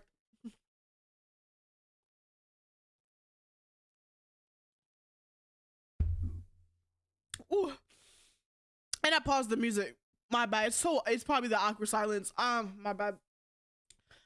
I'd have talked things out more instead of using general punishment and joking threats. I'd have also given myself more personal privacy while expressing the importance of pitfall habits, behaviors, and trust. I'd have been less anxious to reach out because my parents still have more control of my life than I do when I'm in my 20s. Never apologize for that. Feel free to speak. It's a really bad habit. I've been trying to break it, but it's like, it's that voice in the back of my head, you know, all the time. I apologize for the smallest things. Hell, I apologize for taking up space. And it's crazy because I always tell my friends and just people in my community in general to never to always take up space and never make yourself smaller all the time. I always say that shit. That's like my main fucking thing whenever people ask me like what is it I want to represent and shit like that, and like what's an important part of my community. I always say that shit to all of you all the time, to always take up space and never say sorry. And look at me. Look at me. I apologize every 2 seconds. Oh, literally. It's like I'm trying to practice what I preach. It's always been like that for me though. I'll catch up with chat in a second. I'm so sorry again. Oh my God. I didn't even mean to say it that time. I'll catch up with chat in a second. I'm going on a little bit of a tangent here. It's always been like that for me. Even in school, I would never speak up for myself, but I would always speak up for other people who I felt like were too scared to use their voice. I'm a loud bitch. We fucking know that. I'm loud as fuck. I'm open about a lot of things. I'm loud. Like, that's just how I am. Whether it be loud volume wise or just loud with how I act. Like, I've always been louder than other people, and I know what it's like to like feel like your voice doesn't fucking matter. Bitch, it matters to me. I could have just met you and you could be getting bullied on the street, and I would have never, you could be a complete stranger to me, and I would automatically want to use my voice for you instead of me. So that's why it's always been like that. My mom used to always say, I'm going to get myself in trouble with how my mouth is, because I don't know how to mind my business. Some people just need someone to be their voice for them, whether it's temporarily or not. Some people need a voice because they feel like theirs doesn't matter. And there's been some experiences in my life where I was the voice for other people that led to them having a voice for themselves, and I can't fucking help it. And look at me fucking yapping up and you know, telling you guys to take up more space while simultaneously sometimes making myself smaller. I'm so behind on chat. I love you so much. I love you too. Don't make me cry. And I've said it before and I'll say it again. Please let me know if you ever need anything. I'll do my best to help. I don't care how big it is. Need a place to stay, need money, I got you. Any company, I need to hide a body. The dual sensation of craving touch but not being comfortable with said touch, it sucks. It sucks so badly. Like, it's like the idea of being touched makes me like stim and like not in a good way, in a bad way and stuff, and like I don't know how to explain it. Oh, I love you, Zania. To be honest, physical touch has never been my thing, but I yearn for it. Yeah, me too. Let it out. Tell that voice in the back of your head that its feelings are valid, but it needs to stop yapping. Yeah, that hit close to home. Oh, you're gonna make me cry.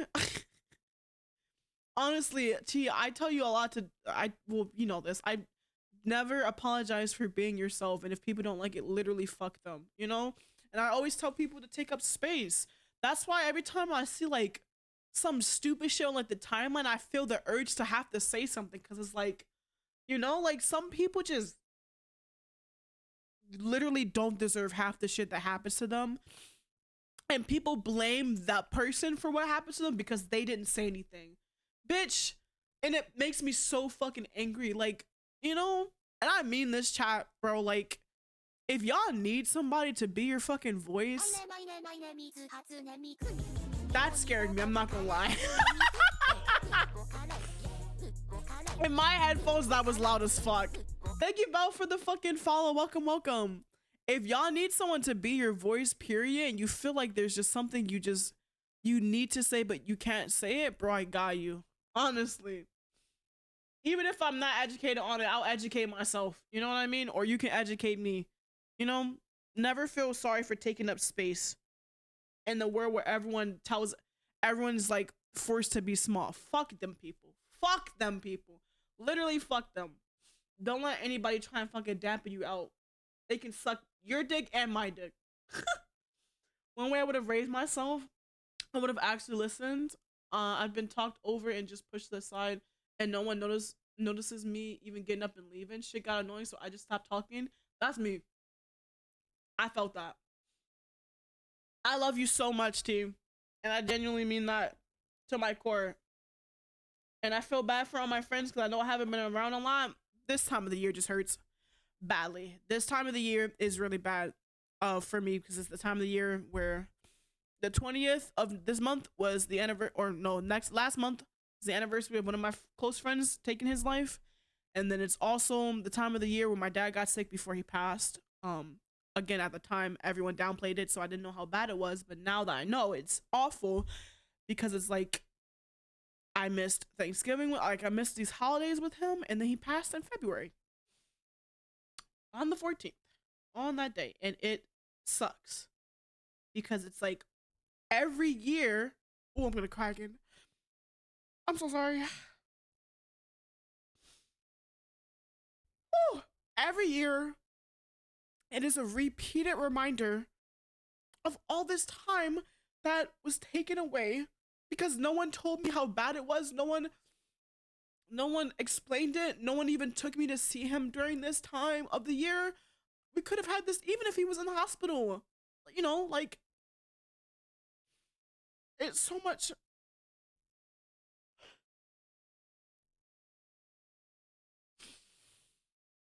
It is so much. I can't even speak.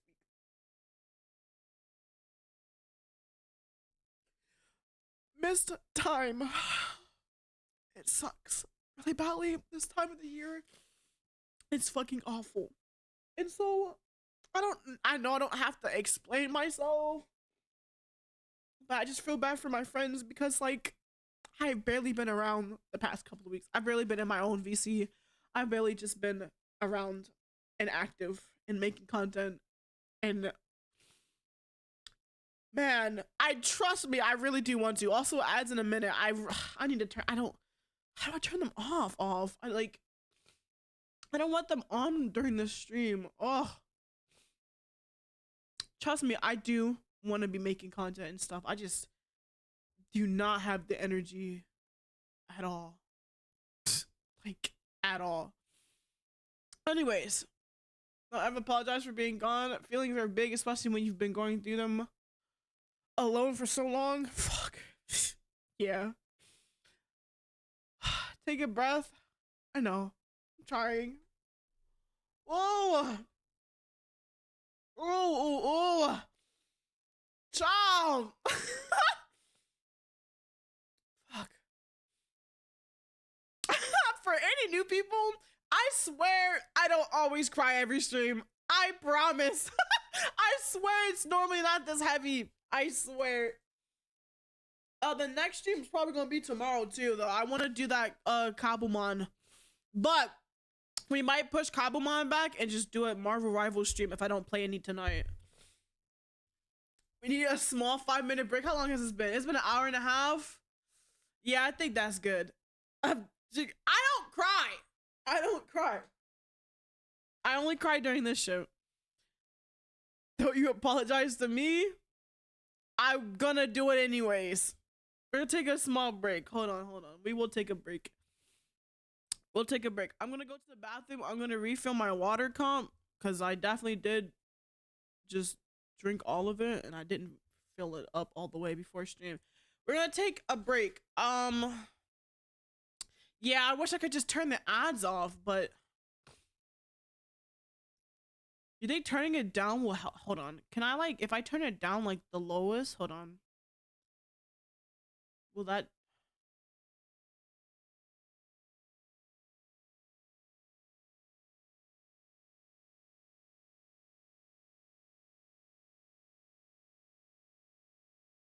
I'll turn it down. Hold on. I'll do 30 seconds. Will that start during this stream? I hope so. I did it 30 seconds per hour. It was more than that.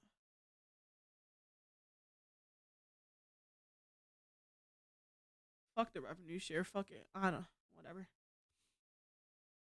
Okay. I turned it down.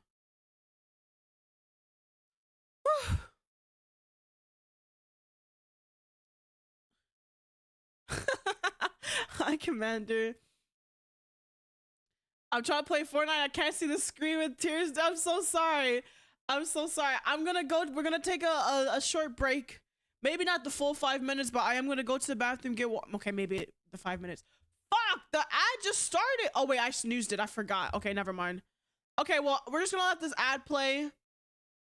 So 5-minute break. I'll be back. I'm gonna play music though. I'm gonna play music. I'll be back, chat. Please take care of yourselves too. Make sure you guys also get water and a snack and stuff and stretch.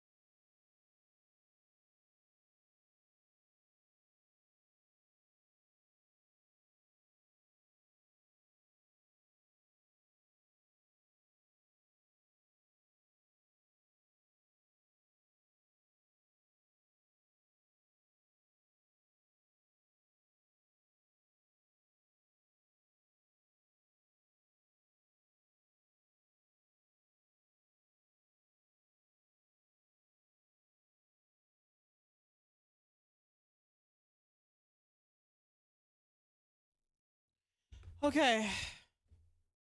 Woo! I am back.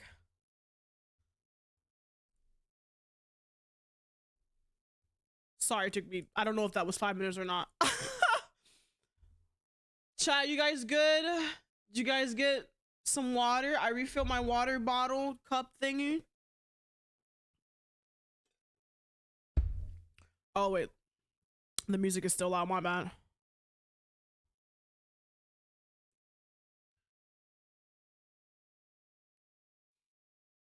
You have juice? I got water and hot and spicy Cheez-Its.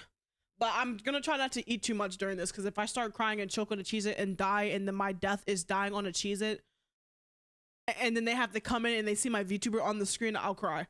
Again. So, hot Cheetos? Yummy. Oh. I'm tired of being the one that reaches out all the time. I know, I'm sorry, I'm sorry. Oh, you were talking about your dad. Oh. I was about to cry. I'm like, I know, I'm sorry, I feel bad. Death by Cheez-It might be the first, probably. Probably. You cooking shrimp and grits? That sounds good. I don't know what I'm gonna make later. I have to see what I have thought out first. Okay. Next, please just be like a reminder or something. So, you have now incidentally very slightly made me listen to K-pop. My best score in Osu is now on a K-pop song, and it's one I don't think I'm gonna be anytime soon. What song? Also, you're welcome. Oh, you're so right. Posture check. I got it.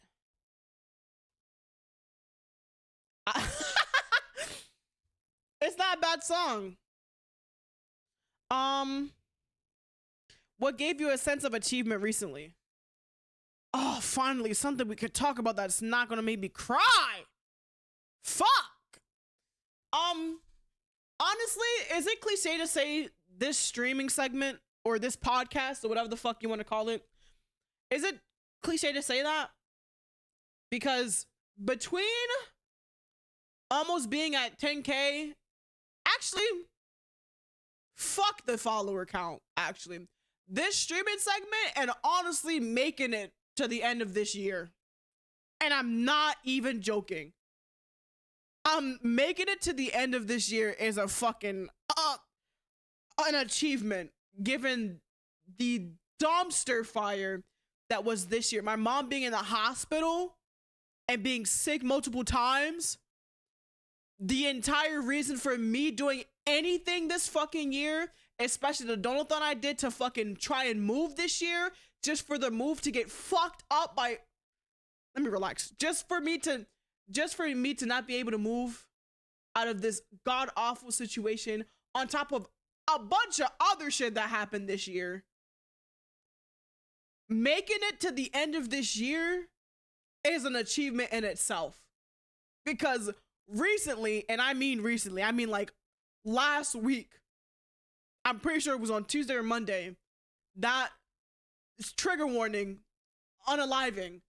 Last Tuesday or Monday, that bottle of Tylenol was looking real good, and I'm being for real. That's an achievement. Making it to December of this year is an achievement. But besides that, doing this kind of stream and being this vulnerable is also an achievement. And then besides that, working on my debut in the background is also an achievement. So that's my achievements. Being alive, bare minimum, doing this stream, podcast, whatever the fuck, and working on my debut stuff. Hi, baby cakes! I was just talking about you earlier. Finally updating your ref sheet? Hell yeah. Knowing that college gives you a second shot at these classes because cousin is not looking good right now? Damn.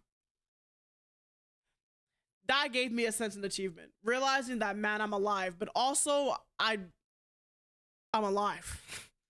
Was it bad things? Bitch, you know damn well it wasn't bad things. It was me talking about how much I love you and how I call you and I say, not call you, how much I say that, what? I had a stroke. About how much I love you and how I not joking when I think me and you are like soulmates, even if we like opposite things. I genuinely see you as my soulmate, and I love you so much. As it was one of the questions earlier about like, what does love mean to us or mean to me? I think the biggest achievement is honestly living to the end of this year. You're gonna cry? I love you. It's true though. Genuinely. Like, in the most genuine way. I don't mean that lightly when I say it to you, especially when I say it to you. We live out of spite. I live out of spite. Plus, if I Fortnite death sound, I won't be able to talk to Carson. So, mine's that I fought hard through my struggles and made it through another year. Me too. Literally, me too. Hi, Stinger. Living out of spite is the way to go. You live because you're a dinosaur? Isn't that like, not to be that guy, but isn't that, my bad, not to be that they, them. Isn't that like the opposite of a dinosaur's track record? Or am I tripping? I'm just saying. Sense of achievement. I have recently thriving in Osu, finally playing more Celeste, showing up here and experiencing this, and also seemingly talking someone out of considering suicide, for now at least, because it showed me that I can actually make a difference in someone else's life, and hence I'm actually worth something. Oh, that's good though. I also live because I just can't, never mind. Yeah, I'm 30, I'm a dinosaur. That's not I'm sick. Yeah, those are my achievements. Working on my debut stuff because I'm very proud. I'm very proud and happy of it. Because honestly, I'm gonna sound like a broken record. The moment that I had to re-sign my lease in the place that I'm in now was the day Circuit almost ceased to exist. It was the most defeating thing ever. Yep. Woo! Fuck.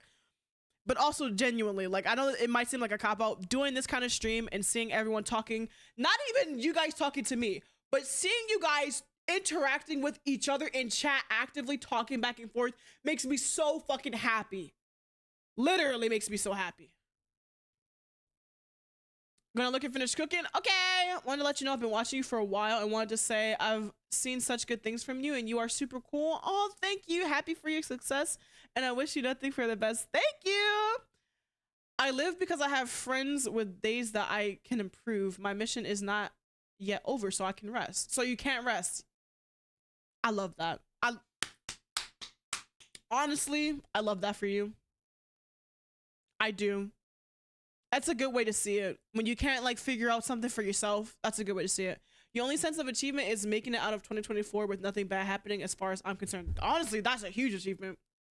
Trying to take myself out seems like it hurt, boss. Man. I finished something important for story level Ivy. I can't tell if that's an L or an I. I've been putting together as much as my lifelong dream. Lord. Lord, I'm sorry. I'm dyslexic. Please give me a break. But I was kind of stomped. It was kind of stomped out by some constructive criticism your sister gave you. She was right, and it wasn't trying to upset you. But you pushed her to because you looked up to her work and options. Now you're questioning your creative direction, and you feel absolutely no, damn, I'm so sorry. Oh, that sucks. Honestly, that's how I felt with this idea with this stream. I had this idea for months, y'all, and I kept talking myself out of it. Questioning if this kind of idea would even matter. Honestly, if it wasn't for Silver, I probably still would be sitting here not doing it.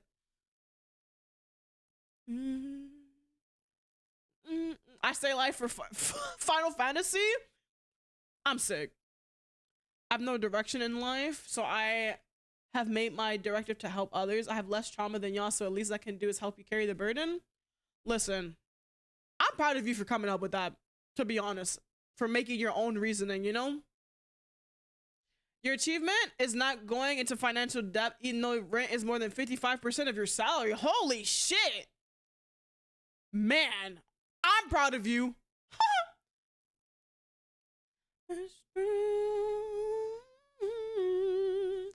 I wanna hold you just for a while. You're happy that you made it another year?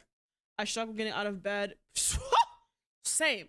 But I got goals to complete and heights to reach. I'm happy you made another year too. To you. Also, yeah, first time chat. Thank you for sharing. But these streams are great. I know, but I was nervous. Lost in the words that we. I don't need to do this anymore. What you mean? Some basic. You're playing a song you have constantly repeat. Yeah, this is on my 2024 Spotify rap playlist because it's so good. Wherever you go, that's where I'll follow. Nobody's promised tomorrow. Welcome to the therapy session. They put crack in the song. Real. If the world was ending, I wanna be next to you. If the bar, this song. And all time on earth. Me and who? Me and Carson. I will serenade her to this song all the time because I love her so much. It wouldn't be an exaggeration to say Carson is the part of the reason of my life. She might not believe it, but it's true. I wanna be next to you. Right next to you. I can hear it in your voice. Right next to you.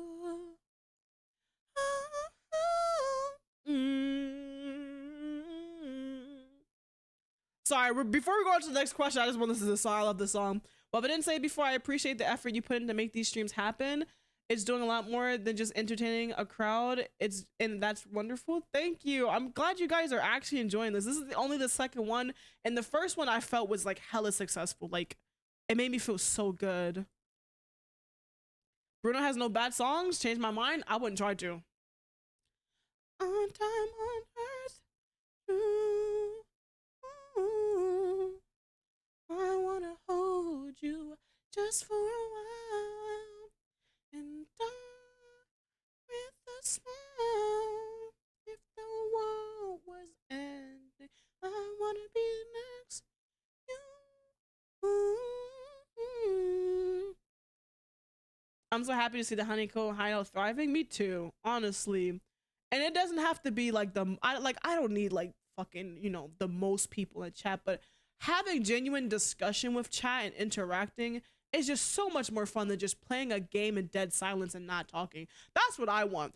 It could be 5 of y'all here and us having the general discussion would still be just as fulfilling as if 100 people were fucking here. I don't give a fuck. I just want to be able to talk to you guys, and if I can help with whatever burdens you've been holding and bottling up as much as I've been holding it and bottling on mine, even if it's just you sharing a paragraph in chat and you don't need, like, you could just write it and never think about it again, but you getting that off your chest, period, into a chat room of strangers and feeling good about it is what I care about. Literally.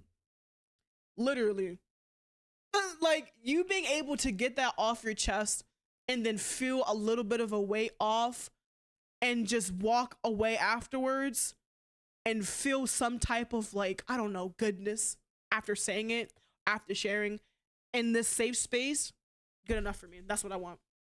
Bigger streamers make me overwhelmed. Yeah, understandable.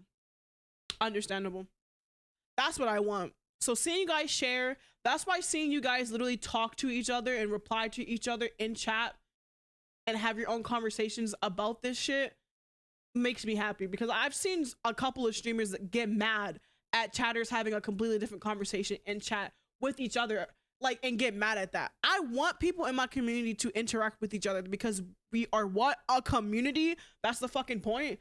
People be getting mad at that shit and it baffles the fuck out of me. You guys interacting with each other and talking to each other makes me happy as fuck. Even if it's just during these streams, that's fine. But it's nice. It's nice. So, you know, fuck it. HoneyComb Hideout was a great idea, Circuit. I'm very glad that you host this essential service and doing God's work for real. I'm trying. Next question, though. Sorry, I was listening to the song and I forgot what we were doing. Next question. Please be a reminder. Oh, God. What feeling do you no longer have about yourself?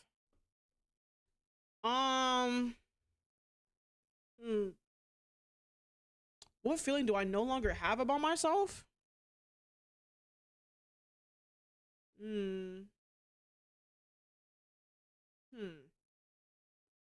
Honestly, I'm still on the road to not having certain feelings about myself, so I don't think I can answer that question yet, to be honest. You don't quite get this level of chat interaction with massive streamers. That's what's fun about smallest streamer. We can chat and be a close community without getting drowned out. Exactly. That's what I like. That's why this shit makes me happy. Because then I can, like, I get behind on chat, yeah, sometimes, but like being able to talk to you guys and like, you know, feel with you guys is nice. And I don't want you guys to ever feel like I'm ignoring you or any of that shit. Like, when we have these interactions in these talks, I want you guys to feel like this is genuine, because for me, it is. This is a genuine thing. I wouldn't be sitting here crying on stream and all this shit if I didn't, you know, if I was just doing this for like shits and giggles. This is a genuine thing for me that I want to do for myself, but knowing that other people are feeling probably just as, just as lonely or just as alone, like they, you know, like no one's there for them. That's why I wanted to do this on a stream, because even if no one talked, I probably would still be doing this for myself regardless. But why not do it in a group space and potentially help other people? To lower my IQ or mannerisms to fit in a group, that's what you no longer feel about yourself? Good. You wouldn't be here if you didn't like us? Real. I wouldn't be trying to read every message either and fucking use, Lord. Use every last brain cell to read the messages because my dyslexic ass be struggling. What do I no longer feel about myself? Now, I know I do sometimes still do this, but I'm working on it a lot, so I'm gonna say it anyways. I no longer truly feel like I need to dampen myself to make other people like me. And I'm gonna go a step further, because of the way that I was raised in the community that I was raised in, especially to cater to white people. Now, to any white people in chat, this doesn't mean I don't like you or anything, but as a younger black person, I was always kind of coerced and taught that I have to especially filter myself. Hi, Mocha. Filter myself and cater to white people to like fit in kind of thing. So I no longer do that. I'm just kind of myself. I don't know how to explain that. Hopefully none of y'all feel offended by that. I love you guys still. But I no longer feel like I need to completely stifle out my spark for the sake of other people's comfortability. If people aren't comfortable around me, that's fine. You guys can go do your own thing. But sometimes I do it depending on the situation, but I no longer feel like, you know, fuck you people. If you don't like what I have to do, and if you don't like what I have to do, if you don't like what I have to say and what I do, and if you don't like how I do it, then, you know, bye. You know what I mean? Like, it's not my job to make, as a recovering people pleaser, it's not my job to make you comfortable. I'm sorry. It's not my job to fucking coddle everybody, and, you know, because that's impossible. Literally impossible. And this goes out for the people pleasers that are in chat that aren't recovering and are still people pleasers. You cannot please everybody. Start trying to please yourself first. Protect your peace. I know I was making that a big thing last stream, or last one of these streams we did. Protect your peace. Please protect your peace. I no longer put people over my peace. I don't know if that's like the same thing. That was a long tangent. I'm so sorry. No offense taken. Thank you. Because I swear that, you know, I didn't mean that in a bad way, but when you were in the upbringing that I was in, you know, it's just wild. But now I just, I don't filter myself. I'm just kind of myself. I guess I don't feel animosity towards myself anymore, which is actually pretty big now that I think about it. That's huge. That's huge. Same. Change white people to black people to be more black, then yeah. It's like, it's insane. It's insane. But I'm glad you don't feel any animosity towards yourself. That's like the best feeling. I'm not at that point in my life yet, but I am, again, feeling like if y'all don't like me, that's nice, but, watch your mouth. You know what I mean? Like, I just kind of do what I want when I want to do it. I'm not a complete dickhead, but, I'm Circuit. And if you don't fucking like Circuit, you don't have to be here. That's not my problem. That kind of thing. That mindset. I want to make it so my community wants to be here, like I said. So, for some things, I am willing to change and adapt, but for most parts of myself, I'm not going to change and compromise myself or compromise, period, for people who wouldn't give a single fuck about me. You know what I mean?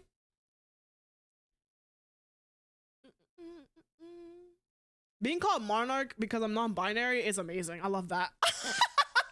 Listen, I'm non-binary femme presenting, all right? So being called Monarch and Queen is amazing. I love that. I love that that's like the gender neutral term for like royalty. No, this is Patrick. I'm sick. Goodbye. There are layers to this stuff, like ogres. What do you no longer need?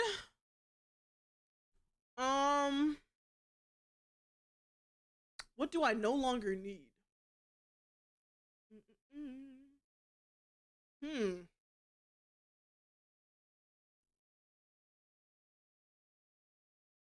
Hey, Circuit, I will fight a battle to the death for you, even though I irk you when I get the chance. Thank you. Thank you. But honestly, I've yet to have that happen to someone. Not like me. Maybe I just wouldn't know. Honestly, that's fair. What do I no longer need? Man. I know what I still do need, but I don't know what I what do I no longer need? What do I no longer need? That's a hard question. What do I no longer need? It's hard to answer because it's like, bitch, I know what I do need, but like, I don't even know if I'm at a point where I no longer need something specific. There's a lot of stuff that I still need. It's a lot of steps that I still a lot of things that I still have a stroke. I still have a lot of steps that I need to take. So I don't really know what I don't need anymore.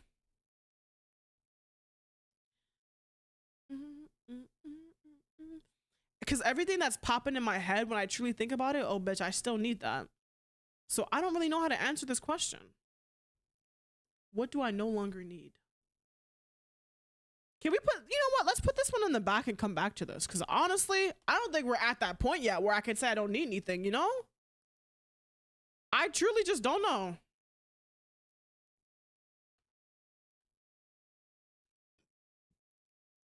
Oh, shit. What's that? What have you built your confidence on? What that? Confidence? Oh, shit. What have I built my confidence on? Not quite a no longer need, but I definitely need way less to worry about having friends and or people I can rely on. Social anxiety be killer, but spreading like a parasite through Twitch raid works wonders. True. Future question. Yeah, I literally can't answer that right now. So, what did I build my confidence on? Oh, you had to answer? Wait, no. You can share. You can still share. Fuck this question. You can still share. Go ahead, Rainy. You can still share. I don't have an answer for that. So we're going to put that in the back and I'm going to answer at a later date. But if you want to share, your ass is funny. Ah! I'm funny sometimes. Rainy, you can share though. confidence and sheer sassiness. Y'all are building confidence? Yeah, you can share whatever you want. Don't not share just because I'm not sharing. If you have an answer to it, you got it. You see how Mouse shared his. It's a safe space. Get whatever you need to get off your chest. I'm funny? I mean, contrary to popular belief, sometimes, what was it again? What do you no longer need? What do you, it should be on the back. Hold on. What do you no longer need? Is the question. Contrary to popular belief, sometimes I don't think I'm funny at all. Sometimes I genuinely don't think I'm entertaining. And that's why I don't be streaming sometimes, where I just like go, like I stream once a week and then go away. Because it's like, man, niggas don't want to watch me. I'm not funny. And then I make myself laugh and I get over it. But then sometimes it's like, damn, bitch, you're not funny. Like, that's why it's hard for me to keep up with my YouTube channel. Because like when I'm looking through clips and stuff, I'm like, damn, none of these are funny. But like, I know that if someone else was looking through this, they would think it's funny, but it's like, I don't even know what to do or make. Cause that's why I haven't made a YouTube video in what, a month, 2 months? How long has it been? Hold on. Oh yeah. Money make purrs. I have to see. Gotta make that money make. 2 weeks ago was the last time I made a YouTube video because I just don't find myself funny. You mean I'll be making you giggle? My bad. Did I just say sorry for me? I'm about to be my own ass. I didn't even mean to say that. What? For real though, I'm pretty sure my confidence is built off of my misplaced anxiety, but at the best times, it's built on sheer bravery, and that's okay. No longer need to please randos for acceptance.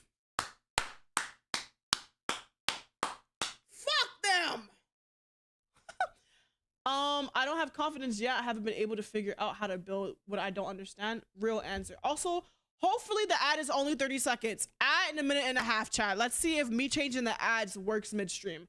You no longer need is hatred in your life. Having hatred for your parents for something that happened in the past, there's no purpose for me. Oh, you're so fucking real for that. Thank you for sharing. You're so fucking real for that. Most of my confidence comes from other people.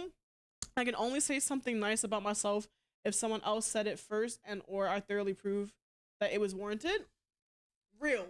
I still don't have an answer for the question. But for this question, my confidence is built on lies. Now let me explain. I am a firm believer, and I do mean firm believer, in the fake it till you make it strategy. If I lie to myself, eventually I'll believe it. I also, okay, sometimes think I'm funny, and when I make people laugh, it makes me feel like, oh, maybe I actually am funny, and it makes me feel better. But literally, fake it till you make it. Also, those manic episodes be fucking hitting. And I don't mean the low ones. I mean the ones where I feel like a god. Maybe it's only temporary, but man, I be feeling my fucking self.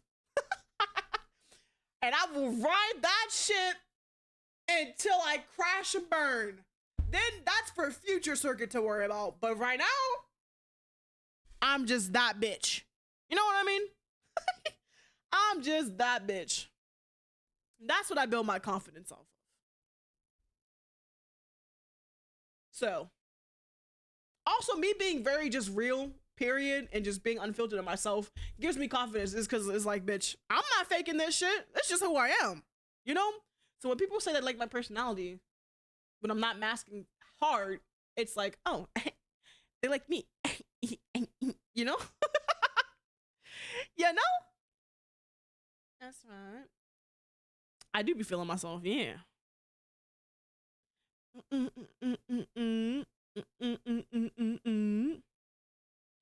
Da-da-da-da all time. Oh my god, the ads 30 seconds, it worked! It worked!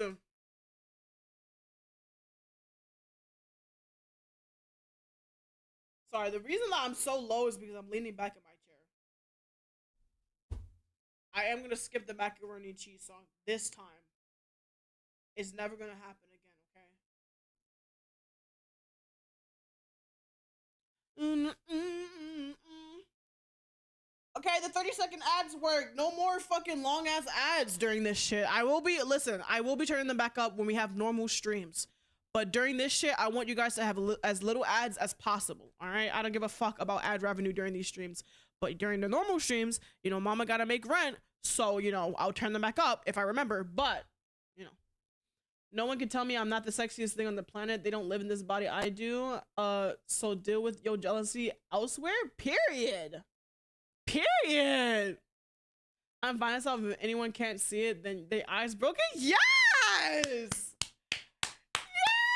Okay. Work. The way I jumped out of my place when the next song started whispering in my ears. Oh, what? This one we're playing now? We're getting through the cards, chomp. The stack that we've gone through is bigger. You know, and this is crazy. This is the past. This is past. This is present. This is future. I'm scared. I'm scared.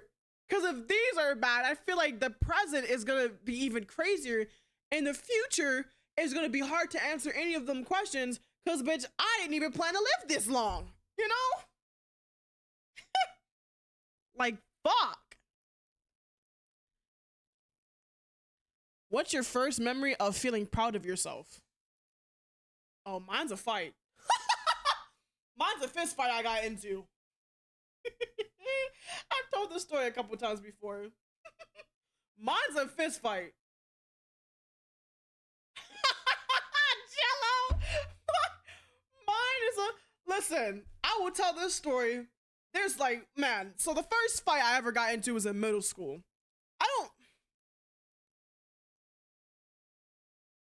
Yeah, it was in middle school. I had to just double check. This was after my dad's passing. This was like, what, 9th grade? No, that's high school, 8th grade. It was 8th grade. I'm pretty sure because it was shortly before transitioning into summer. Yeah, okay, so in middle school, right? Okay. I am a fighter, we know this, right? We know I will fucking argue with anybody, bitch. I'm no bitch, right? But back then, as little tyke circuit, I was not a fighter. I was a isolative only child who had lost a parent and was very much silent. I barely talked to anybody, right? I went to an elementary middle school, which means I went to the school during elementary and middle school. So I was around a lot of the same people in the area, right? There's one bitch named Kanaya. That bitch used to always fuck with me all the time. From elementary to middle school, she would fuck with me all the time. I got bullied by this bitch and her friends all the fucking time. And I just kind of dealt with it. I just kind of fucking dealt with it. Because what the fuck else am I supposed to do, right? I'm not a fighter. I'm not going to put my hands on it. Like, you know, this bitch caught me on the wrong day. The first time I fought. The fact that you remember the name, I will never forget that bitch name. I will never forget that bitch name. Ever. She used to get on my fucking nerves. This one day in fucking science class, she caught me on the wrong day, okay? Listen. My school was full of a bunch of badass kids. So we didn't even have a science teacher because we couldn't keep one.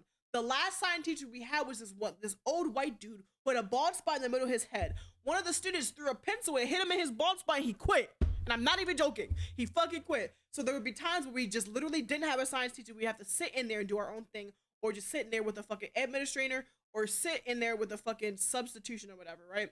So we were sitting in there. It was a day where I just was not in a good mood. I don't know what the fuck was either. I think I was sick and my mom was coming to pick me up early, something like that. Like I just wasn't feeling good. Today it wasn't a good day. Caught me on a bad day.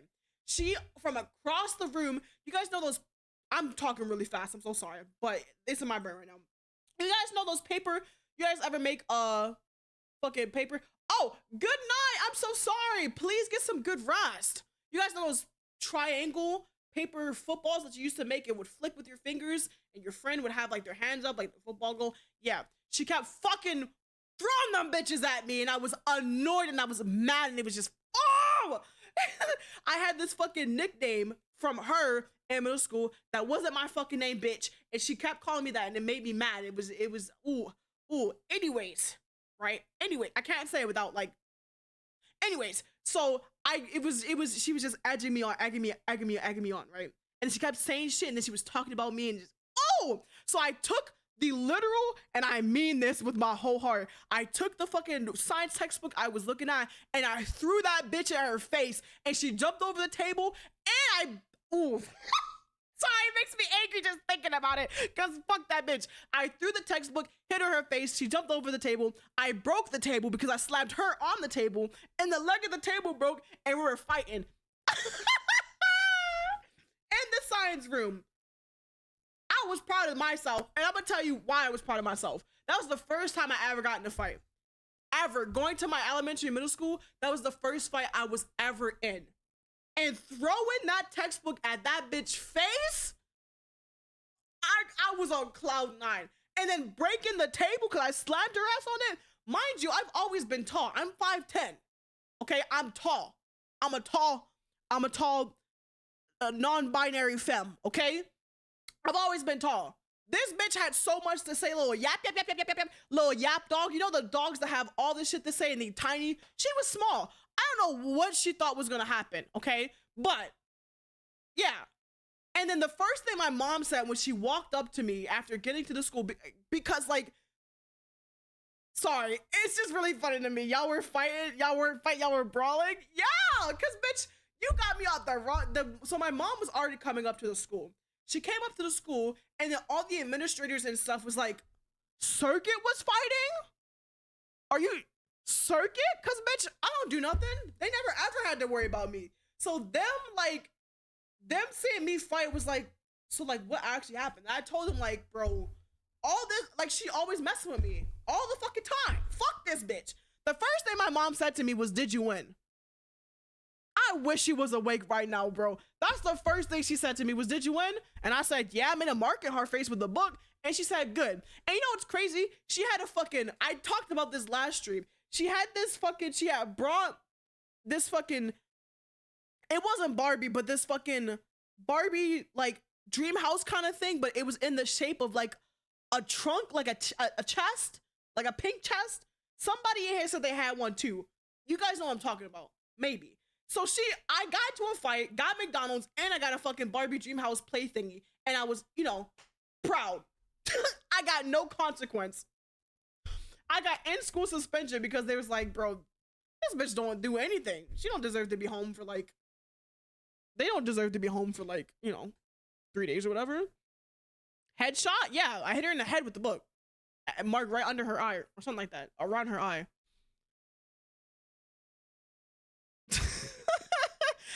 Was MMA wrestling. She jumped off of the table like a little fucking spider monkey, so I slammed her on the table, and it was a wooden table, so the leg broke. I was proud of myself for that. Every fight I got into after that, I was proud of myself for, because, bitch, and I didn't get into that many fights. I got into only 2 fights in middle school and 1 fight in high school. And then after those times, people didn't fuck with me. Yeah, fuck with me if you want to. You end up like Kanaya. On that table. Grade school to middle school was my fighting days. Dude, when my mom heard a kid knock me out and I didn't fight back, she told me to fight someone the next day. That was probably something my mom would do. But she knew I wasn't a fighter, so she was like, you know, the fact that I'm always passive, I better fucking win when I finally fight. That kind of thing. Oh, awa, gremlin? Awa. So, like, yeah, that was when that's the first time I remember that I was proud of myself. I almost got into a fight, but I'm a pussy. Can I fight for you? Any excuse to fight. And then any excuse to fight for you. What the fuck? Damn! Hold on. Sorry. My photo card books fell. I have more than one. I have a problem. Did y'all hear that? Y'all heard that? Damn, stay up. Yeah, I have this thing that it's sitting on is one of my K-pop photo card books, and I have a girl group one and some other like supplies up here. It's leaning. Fuck. Scared the shit out of me, I'm not gonna lie. That's the first time I remember of being proud. Whenever you finish a long project or properly help out a friend, I always feel proud of myself when I actually finish editing and post a YouTube video. Speaking of YouTube, you guys should go watch those videos. But oh, wait, the most recent is the candle thing. Not even to plug, but to have like an official like merch piece out, if you could even call this merchandise. I'm proud. Literally having a candle with my face on it. Granted, it's the new design, but I wanted it to be new. With my face on it is like, I'm happy as fuck. I'm happy as fuck. Like, not even to plug. Like, when they DM'd me, because they had made a post about, like, you know, wanting to collaborate with VTubers. I commented on it, but, like, hundreds of other people fucking also did. And so I did not expect. And then my scent being one of their favorites, some fucking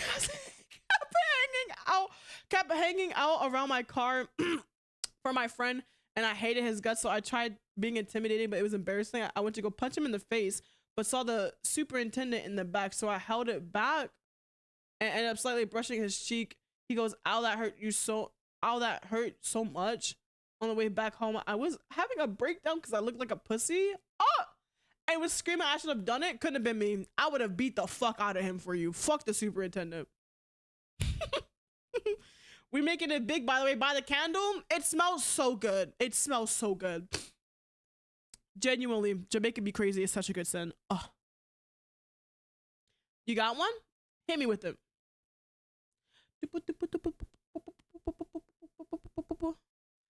Besides the fight, anything else? When I cuss my mom out, out of context, that sounds crazy. But me cussing her out and like literally screaming at her finally got her to like start realizing, bitch, you need to be there, or else when I move out, I'm gonna be gone, and it's just gonna be you, and I don't want that. So your first proud memories mainly just consist of you being smart, but I do think I mildly remember being proud after successfully teaching something to a classmate I didn't speak too often in like year 4. I don't know. Well, that's good. Even if you think it's small and minuscule, if you feel proud of it, you deserve to feel proud of it. Don't let anybody else make you feel like it's stupid. I'll beat their asses too. I think the first memory of feeling proud of myself is actually being able to juggle things when I was a kid, but I can't do that shit anymore. Oh, I love that. That's me with like cosplaying and making stuff. Like I could make like fucking, I made Marceline's fucking axe guitar. I started making Miss Fortune's fucking guns. I made Ryoko's fucking scissor blade. I made fucking the right hand of Doom for Hellboy. Like, you know, I made that shit. Ask me to do that shit now, I could probably tell you a way to do it, but bitch, I don't know how to do that shit anymore. I don't know how to do that shit anymore.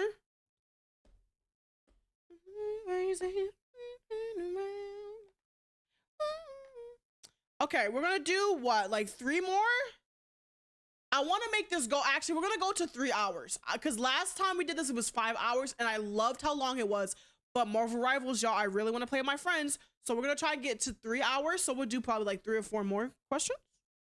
My proudest moment was being the fastest kid in 2nd grade. Oh, my other proudest moment was when you just reminded me about me playing softball in high school. I love that.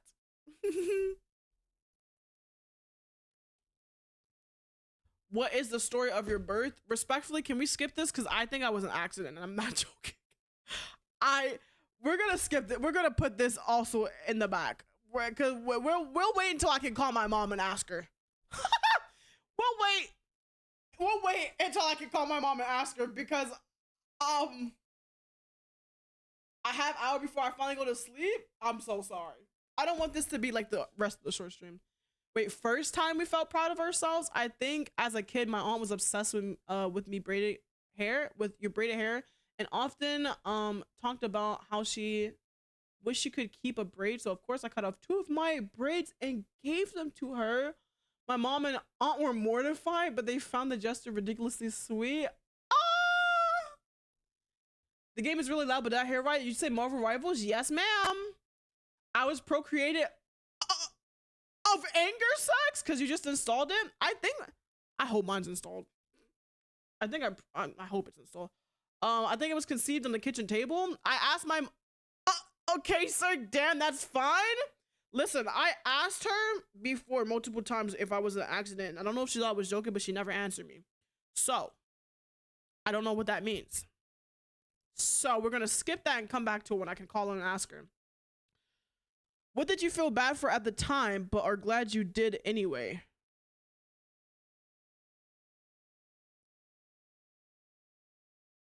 What am I glad? Whenever I say fuck you to people, go fuck yourself. Respectfully, I don't really feel that bad, but you know, I'm glad I did it anyways. What am I happy for? Honestly, when I cussed out my mom, yeah, I think that's a good, yeah, I felt bad, but bitch, she deserved it. You know? This was after my third attempt. Okay, we'll get into it. Trigger warning, me wanting to not breathe the same air to breathe air anymore. This was after the third attempt of my life. I have to pause this song because I'll start screaming the lyrics. This was after the third attempt on my life. All right, that I had. I've attempted 3 times. This is after the third one. I came to my mom. This was like what, a couple weeks after maybe. Sorry, I have to take a Tylenol. My head is killing me. Oh!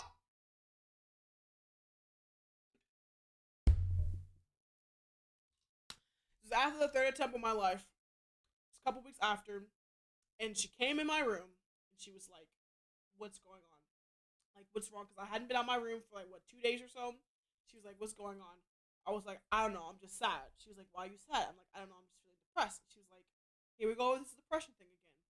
Bitch, I could have jumped over my fucking Xbox 360 and whacked her in her mouth when she said that shit at the time, right? I was like, what do you mean, here we go with this depression shit? I am depressed. I don't know what you want me to do. Like, that kind of, like, you know, what? Sorry, oopsies, let me just fucking turn it off like I'm in fucking Vampire Diaries and it's that fucking easy. My bad! Sorry, I'm getting angry just thinking about this. Can y'all tell? So it was like, she was just like, we talked about this already. It's all, like, it's just kind of in your head, like, you know, just stop being sad. Like, get up and go do something. Maybe if you go outside, you won't be sad. Or maybe if you stop being in your room all the time, you won't be sad. Like, gee, doc! Who would have thought that going outside would just cure my depression? Oh my god. I should have thought about this before. Like, ooh. So we were going back and forth at it, right? This was after I was out of high school. This was after. Yeah. No. Yeah. Yes. Because I was working at Starbucks at the time. This is after I was out of high school. This is the third attempt. Oh, my bad. My bad. So basically, what happened was I was in my room for like 2 days straight and my mom was just like, what's going on with you? And I was like, I'm just depressed. And she was like, here we go with this again. And that shit makes me angry every time she does that shit. She basically was like, if you just go outside and stop being stuck in your room all the time, you won't be depressed. Or if you get more hours at work, you know, you won't be sad, you have something to do, you won't be depressed. Like, you know, it's just all in your head, your thought process and blah, blah, blah. Like, you know, that kind of fucking shit. And it made me so, it was like, bro, what do you mean? Just a couple weeks ago, I was just in the fucking the hospital for, you know, trying to myself. And she was like, yeah, well, I just feel like maybe if you got more attention, you wouldn't be feeling like that's what you have to do to get the attention. Bitch, the fact that, ooh. Like, sorry, this is about to be a crude way of me saying this. Trigger warning, again, not wanting to live. Bitch, the fact that I just almost killed myself and that's what you think I was doing it for? For attention? You think that what? And it made me so angry. It's like, bitch, this is the third time. Did you forget about the first 2? Did you forget about the first 2? Like, this is the third time this happened and this is what you think I'm doing it for? Not the fact that, I don't know, maybe there's something wrong with my child. Oh, they just want attention. Blah, blah, blah, blah, blah. Why does it have? So when my question to her was, okay, well then when do you think this is gonna stop? When do you think you're gonna realize that there's something wrong with me that we need to figure out? When I'm dead? And then she couldn't say shit. I literally was like, are you gonna realize that I'm not okay when I'm not here anymore? Cause like, What are you talking about? Why does it always have to take for someone to die, someone to be in serious critical condition, or some serious near death kind of thing for people to realize there's something wrong with people? Like, why does it take that? Why can't you just listen to me now while I'm still breathing, right? What if I was successful in that attempt? Then what? Would you still be sitting here being like, she was just doing it for attention? No, you look fucking goofy goober. Like, I don't, that's when I start cussing her out, bro. Like, bro, it was like, when I tell you, I felt bad after realizing all the shit that I was saying to her, because it was like, bro, you're half the reason why I'm doing this, bro. You're never around. You left me by myself. Like, I was letting her fucking have it. Like, you left me by myself all the time. Even when dad died, I felt like both my parents was gone. Like, I was going, bro, I felt really bad. Like, I felt really bad, but it needed to be said. It was like, because I was like, when dad died, I felt like I lost both my parents because she was never there and I was left alone to do fucking everything all the time. You always left me alone. You go to your boyfriend's house for days at a time and leave me by myself. I do shit. When I ask you for anything, you fucking yell at me. And then when I go do stuff on my own, you fucking yell at me. Like, I was fucking letting her have that shit. And she started crying. One of the first times I ever seen her cry. And I felt bad, but bitch, it needed to happen. I'm glad I did that shit. I'm glad I did that shit. Cause me asking her that question, like, what would you be doing right now if I was successful? Like, do you have to wait until I'm dead for you to understand that there was something wrong with me this whole time? Like, hello? Anyways, hi, honey. Sorry, that was, you came in, hi. I'm so sorry. I'm so sorry.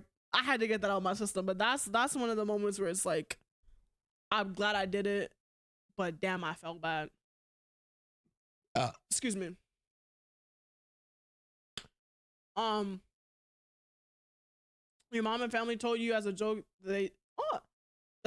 told you as a joke that they wanted to take your anger. They wanted to take you out with a clothing hanger. What the fuck? But I felt bad for saying to someone, but I'm glad I did because I needed to set my boundaries. Period. Set those boundaries, bitches. Set the fucking boundaries. Fuck these people. You might hate the confrontation, but you have to get over it. I'm sorry. It's one of those moments where it's gonna suck when you say it, but you will feel so much better after you do. So much better.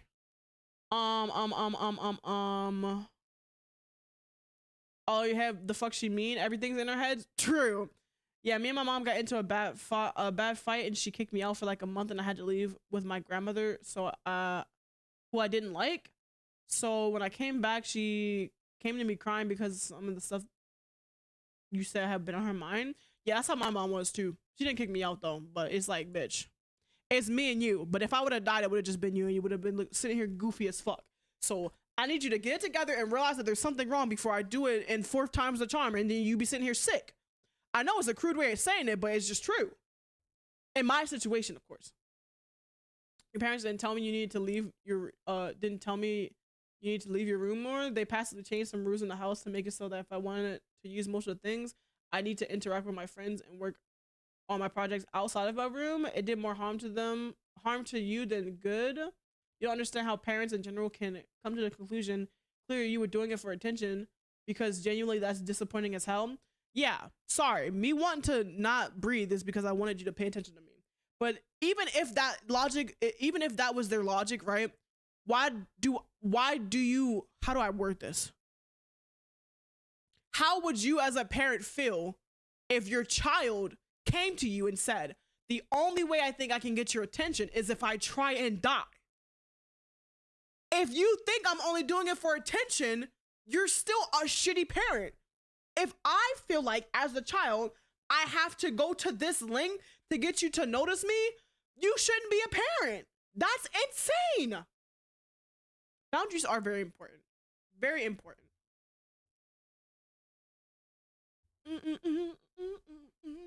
So that's probably one of the biggest moments in my life where I felt bad for it, but she needed some sense knocked into her. Period. Like, right? It's just like, I hate when people use that, like parents use that as an excuse. Yeah, they're only doing like when they find out that their child is like indulging in self-harm or something like that. It's like, yeah, they're only doing it for attention. Why does your child feel like they have to do this to themselves to get your attention in the first place? And you're allowing that shit to continue to happen over and over again. So you know, and you think that they're doing it for attention. Bitch, honestly, electric chair, lobotomy. Honestly. Literally fuck off. Literally fuck off. That's why I had to ask her, like, bitch, what would you do if I wasn't here? If you think that I would just, I'm only doing this for attention, what are you gonna do with that? You know, if it continues and I'm, you know, it happens. Exactly, Carson, exactly. What about you has remained intact throughout the years? My fucking insanity.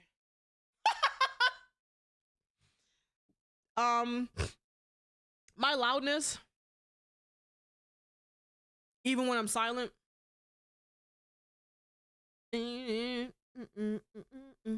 My belief that everyone deserves a voice, not including myself, but my belief that everyone deserves a voice, my drive to be people's voices, even when I won't be a voice for myself. I think that's always been a thing.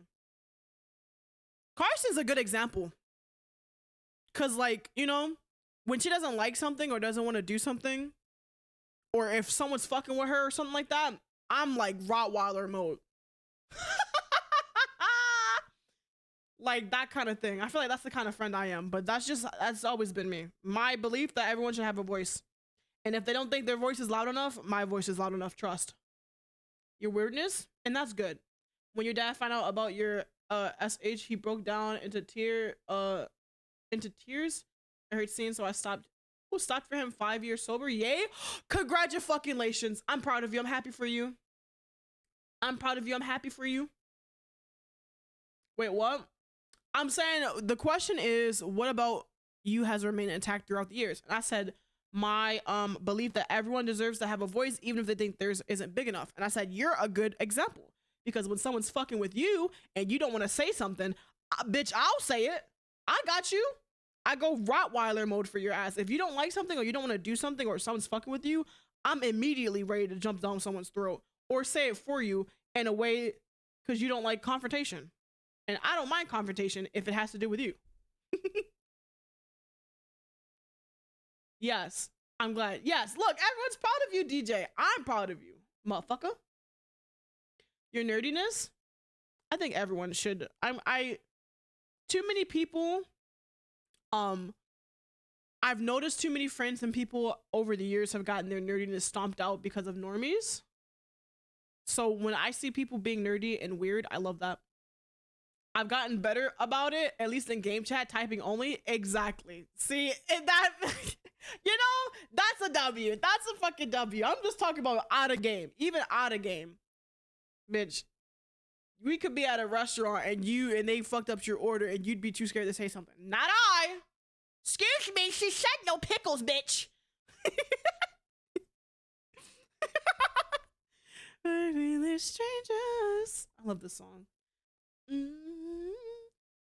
The way I've been, I get so lost in my color. Me sometimes, and my tooth been wiggling for you. My peanut butter in your teeth. Now I can't confront people for nothing. I can't confront people for nothing. If it is wrong, it's just wrong. Listen, couldn't be me. I got y'all. I'll be your angry translator. Soaked in glitter, never been so better. Cause I would ask for no pickles, I'm crying. I'm still socially awkward, still indiscriminate of people, still intelligent, still a dumbass, still love math, and your nerdiness have only grown. Real. I hardly do as I am told. One thing that stayed is my nerdiness, probably. Yeah, my nerdiness have gotten worse. I don't know if you guys have seen my K-pop streams. Bitch, I will talk for hours about that shit. The door open too wide, where I've been. I get told I'm just a stranger. Yeah, my nerdiness for music, K-pop choreography, shit like that.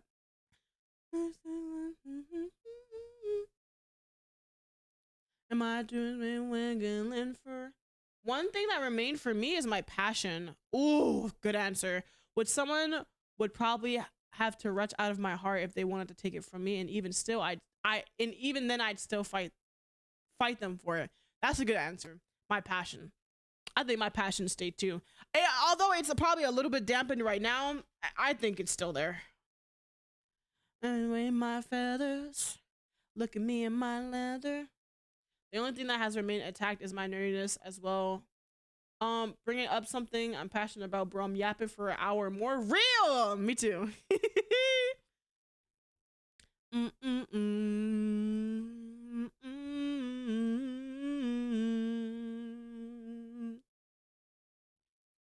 Next song. We got about 15 more minutes. Let's try and get like two more done. Two more done. Such big feeling. When was the time you spoke up for yourself? Fuck. A lot. Feeling. Okay, when it doesn't have to do with me asking for help, I speak up anyways. Yes, I say I'm fine. Let me think for a little bit. I don't know. Actually, no. A specific time. So I'm saying a lot. Can't pick my favorite. Good feelings. Get shot down a lot of big feelings. I love the song. Sorry. I'm thinking though. Besides me fighting. When have I stuck up for myself? Besides me fighting, cussing out my mom, I gotta think. Sentences.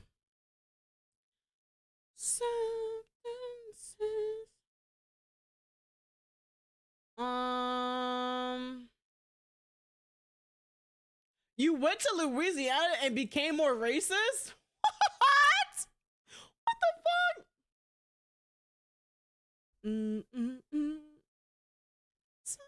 Such big feelings. Such big feelings. This is a good question. I know you have problems.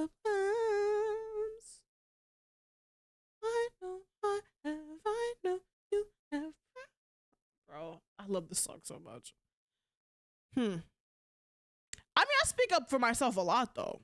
I kind of just say my opinions and my feelings. Sometimes if I don't think they're helpful, I wouldn't say shit, you know? But it's like,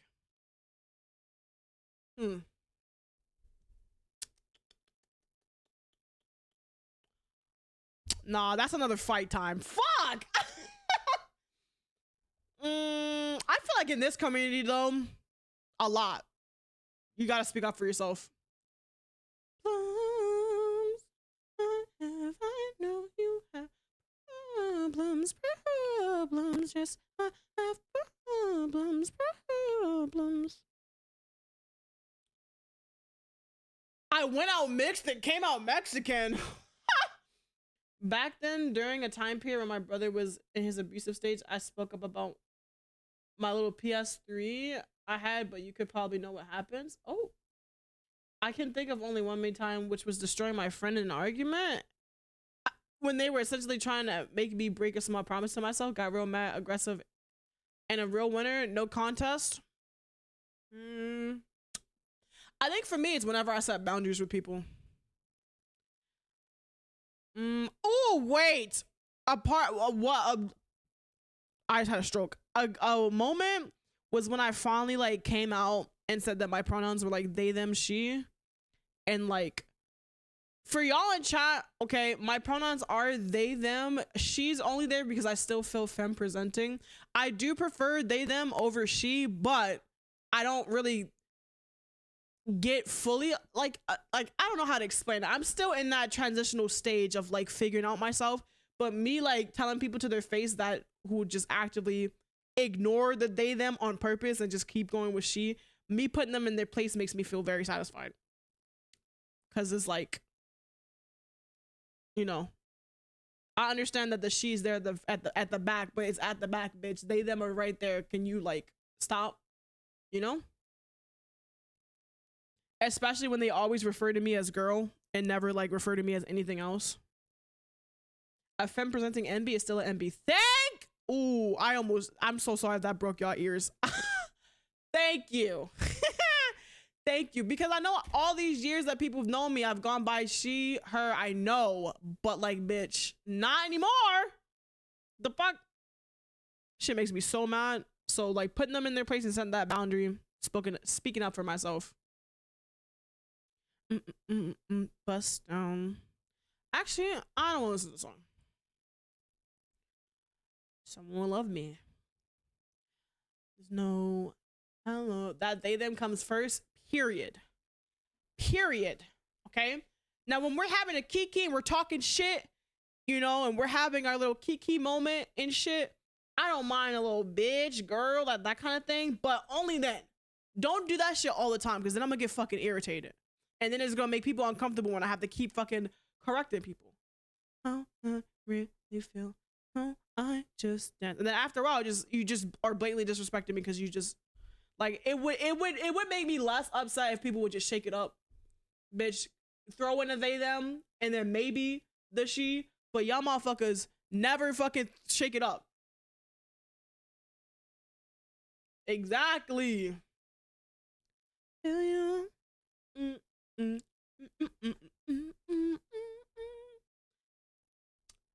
Hello, you're beautiful. Roses are flat flamingos, turning into giants.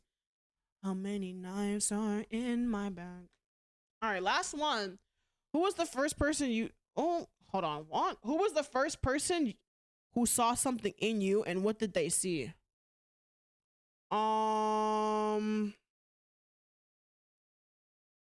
So I just danced. My dad. If I'm being completely real, this might make me cry again.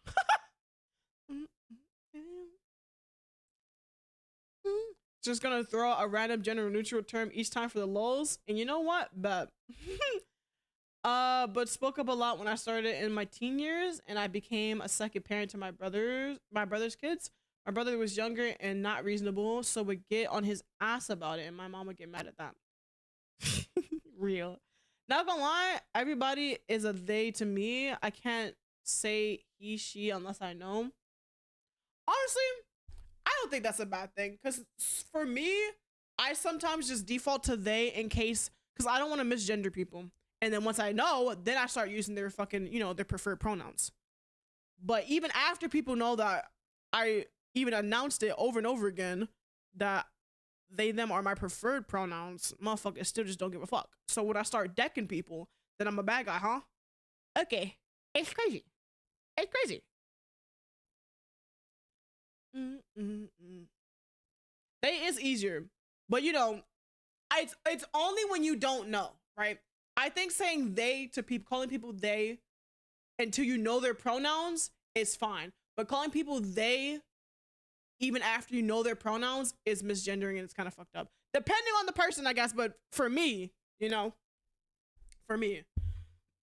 But to answer this question, I think my dad was honestly the first one to see something in me. What did I think he saw? I think that he saw potential that I didn't even understand was there. Because again, I didn't get diagnosed until after he passed. Hi, Kafka. I didn't get diagnosed with my autism until after he passed. Okay, so before all that happened, I just thought that there was something wrong with me, and I didn't understand why I couldn't be like the other kids, right?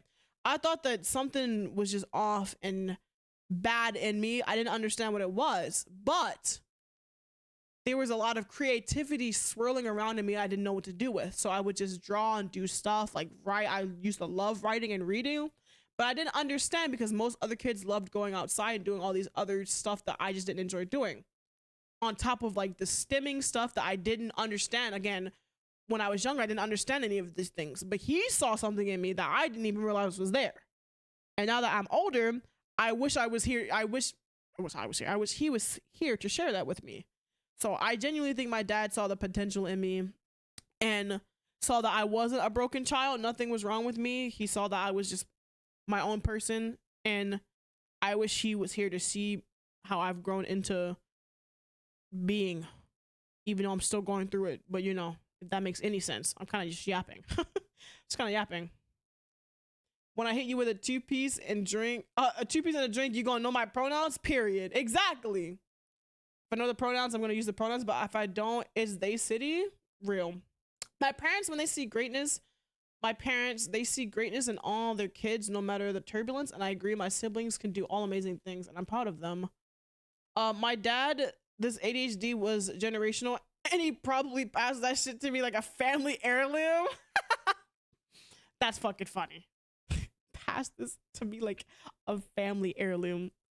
Ooh, y'all, I know y'all are mentally exhausted. I'm feeling it too. After that one cry earlier, I'm feeling it. I'm feeling it, man. Your dad saw your musical potential and told you that you had potential to become a competitive fighting game player. You just need to try. Yes, man. Fuck. Yeah, I think that besides like one teacher in school and other teachers when I got older in like high school, I think my dad truly saw potential. Truly, truly. That I didn't even know was there. So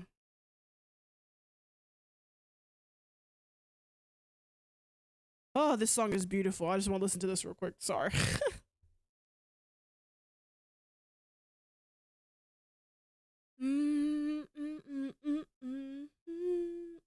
I love Dean so much. This song was worth a year wait. Matter of fact, I'm turning it all the way up. We're gonna listen to this together.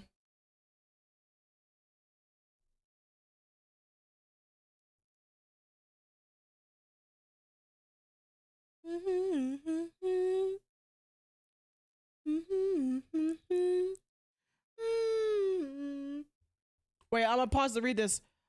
Circa, you cool being called dude or guy? Yes, I use those as gender neutral slang, but it can make some people feel some type of way. Yes, I say bro to bitches all the time.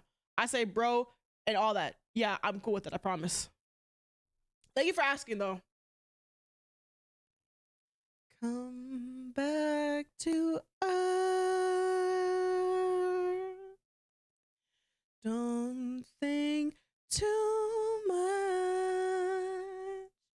You've gone too far away. There is nothing else. Side of your heart.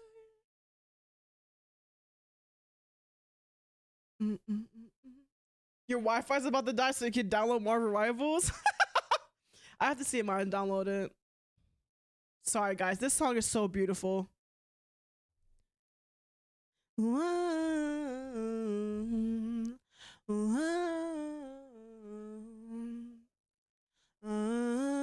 I wish I could actually sing, because I would do a cover of the song immediately.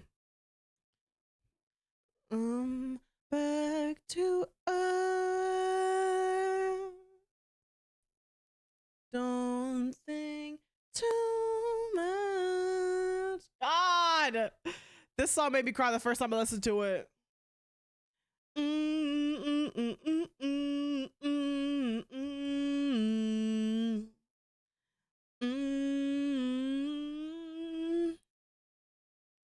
Nothing.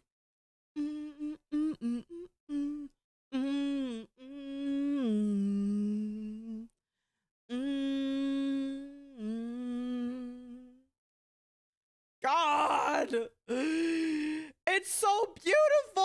So I love Dean. Dean is one of my fucking favorite artists, like one of my fucking top favorite artists, one of my favorite solo artists, so fucking badly. So he dropped Die For You, which is another one of my favorite fucking songs last year, and then disappeared like a motherfucker. And then he just drops NASA in the song that we're listening to right now. Like, and I was mad because I'm like, bro, he dropped Die For You, a masterpiece, and then left. while that shit hit, it hits hard. It's so beautiful. His voice is beautiful. He's beautiful. So then he comes out with NASA, and then the song that's playing right now, and I was like, you know what? Maybe the year was worth it. Okay. Yes, sir. Okay. That's gonna be the last one. That is gonna be the last question. We're hitting the 3-hour mark. Okay. I know that this is 2 hours shorter than the last stream. So next, it is only like that because Marvel Rivals is out, and I really do want to play. I want to have some time to play that, and then have some time to myself to decompress after this, which you all should also do that. Have some time to decompress, because although this is a really good thing for all of us, we do also have to take the self-care to deal with the aftermath of this, because we just cried and got emotional for about 3 hours straight, and that can be a lot mentally, especially, you know, we're not in the most professional setting, so it's always time to take, you need to decompress, all right? Because we were sharing a lot of heavy things here, okay? And I want you guys to always know, before we get into the whole, you know, me about to raid out and stuff, I do love you guys, and I appreciate all of you for sharing whenever you did share, whether you think it's a minuscule thing, and if you think it's not as serious as some of the other things we shared here. Your experience is your experience, and it is completely valid despite the severity of whatever the situation is. You don't have to have the most serious situation to feel valid, and don't ever let these people make you feel otherwise. Your experience, if it made you feel some type of way, it made you feel some type of way, and it was the most valid thing, and that's the most valid thing. And I appreciate you guys always for coming in and sharing. This is the second time we've done this, and sorry, that was kind of low. This is the second time we've done this, and honestly, I feel like it's just as good as the first. The conversations were just as good as the first, and I'm very happy that you guys are enjoying this as much as I am, and we're gonna keep going until we finish the whole fucking box. Whether that's fucking months from now, or a year and some change, or more than that, it's gonna fucking happen, and then we're gonna do more things together as a community, and I'm very happy, and I'm very happy that I'm actually doing this, and that you guys are enjoying this. Thank you. I appreciate your guys' time. I appreciate you guys for hanging out. Now it's time to think of a homework question until the next time. I was supposed to be writing down notes, and I fucking forgot. So the last one we did something about childhood things. You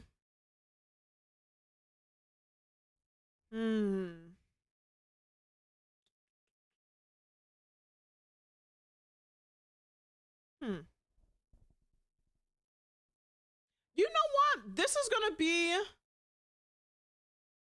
gonna be a very simple question, but I think that's okay.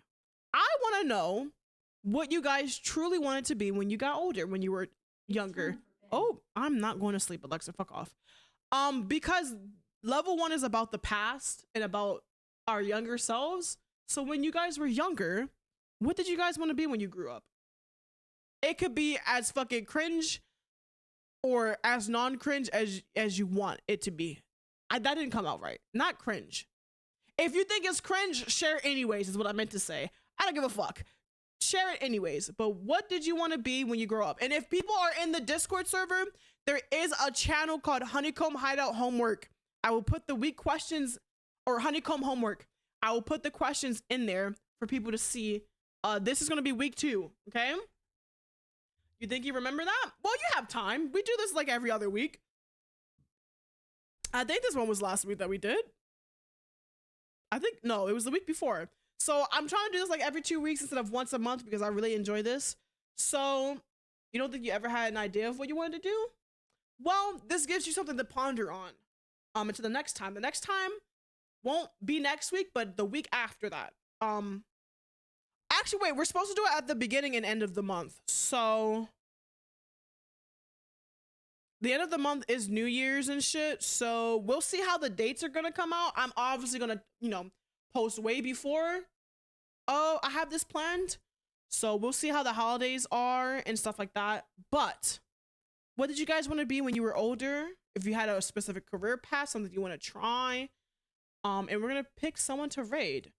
I genuinely appreciate all of you, and I'm happy you guys share it. And I hope that, as while this may have not healed your wounds, I hope that it is a weight off of your shoulders. And if I can be there to help you carry that burden, that is what I will do. Thank you guys for listening to me yap. Let's see who we're gonna raid. Yap and crying and shit. Everyone's playing Marvel Rivals. We're going to raid into sticks, I believe.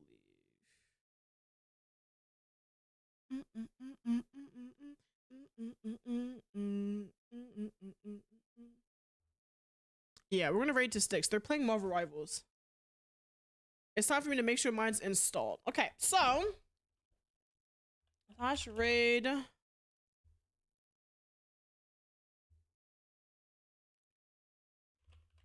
Sticks. This first raid message are for people who are subbed. The second one are for people who are not subbed.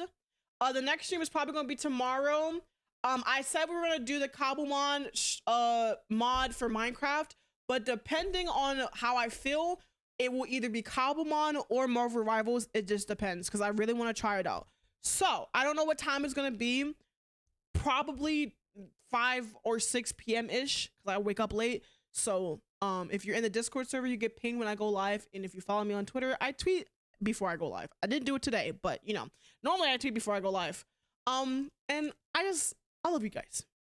That's really all. I don't really have any updates for debut stuff yet. I'm still waiting for another model update, and then we'll get the ball rolling on that. And honestly, I just love you guys. You guys make my heart so full.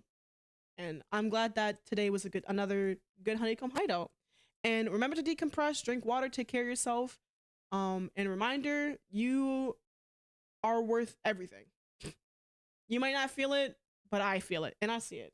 And if you don't have a voice, let me be that voice for you. But anyways, good night. Bye.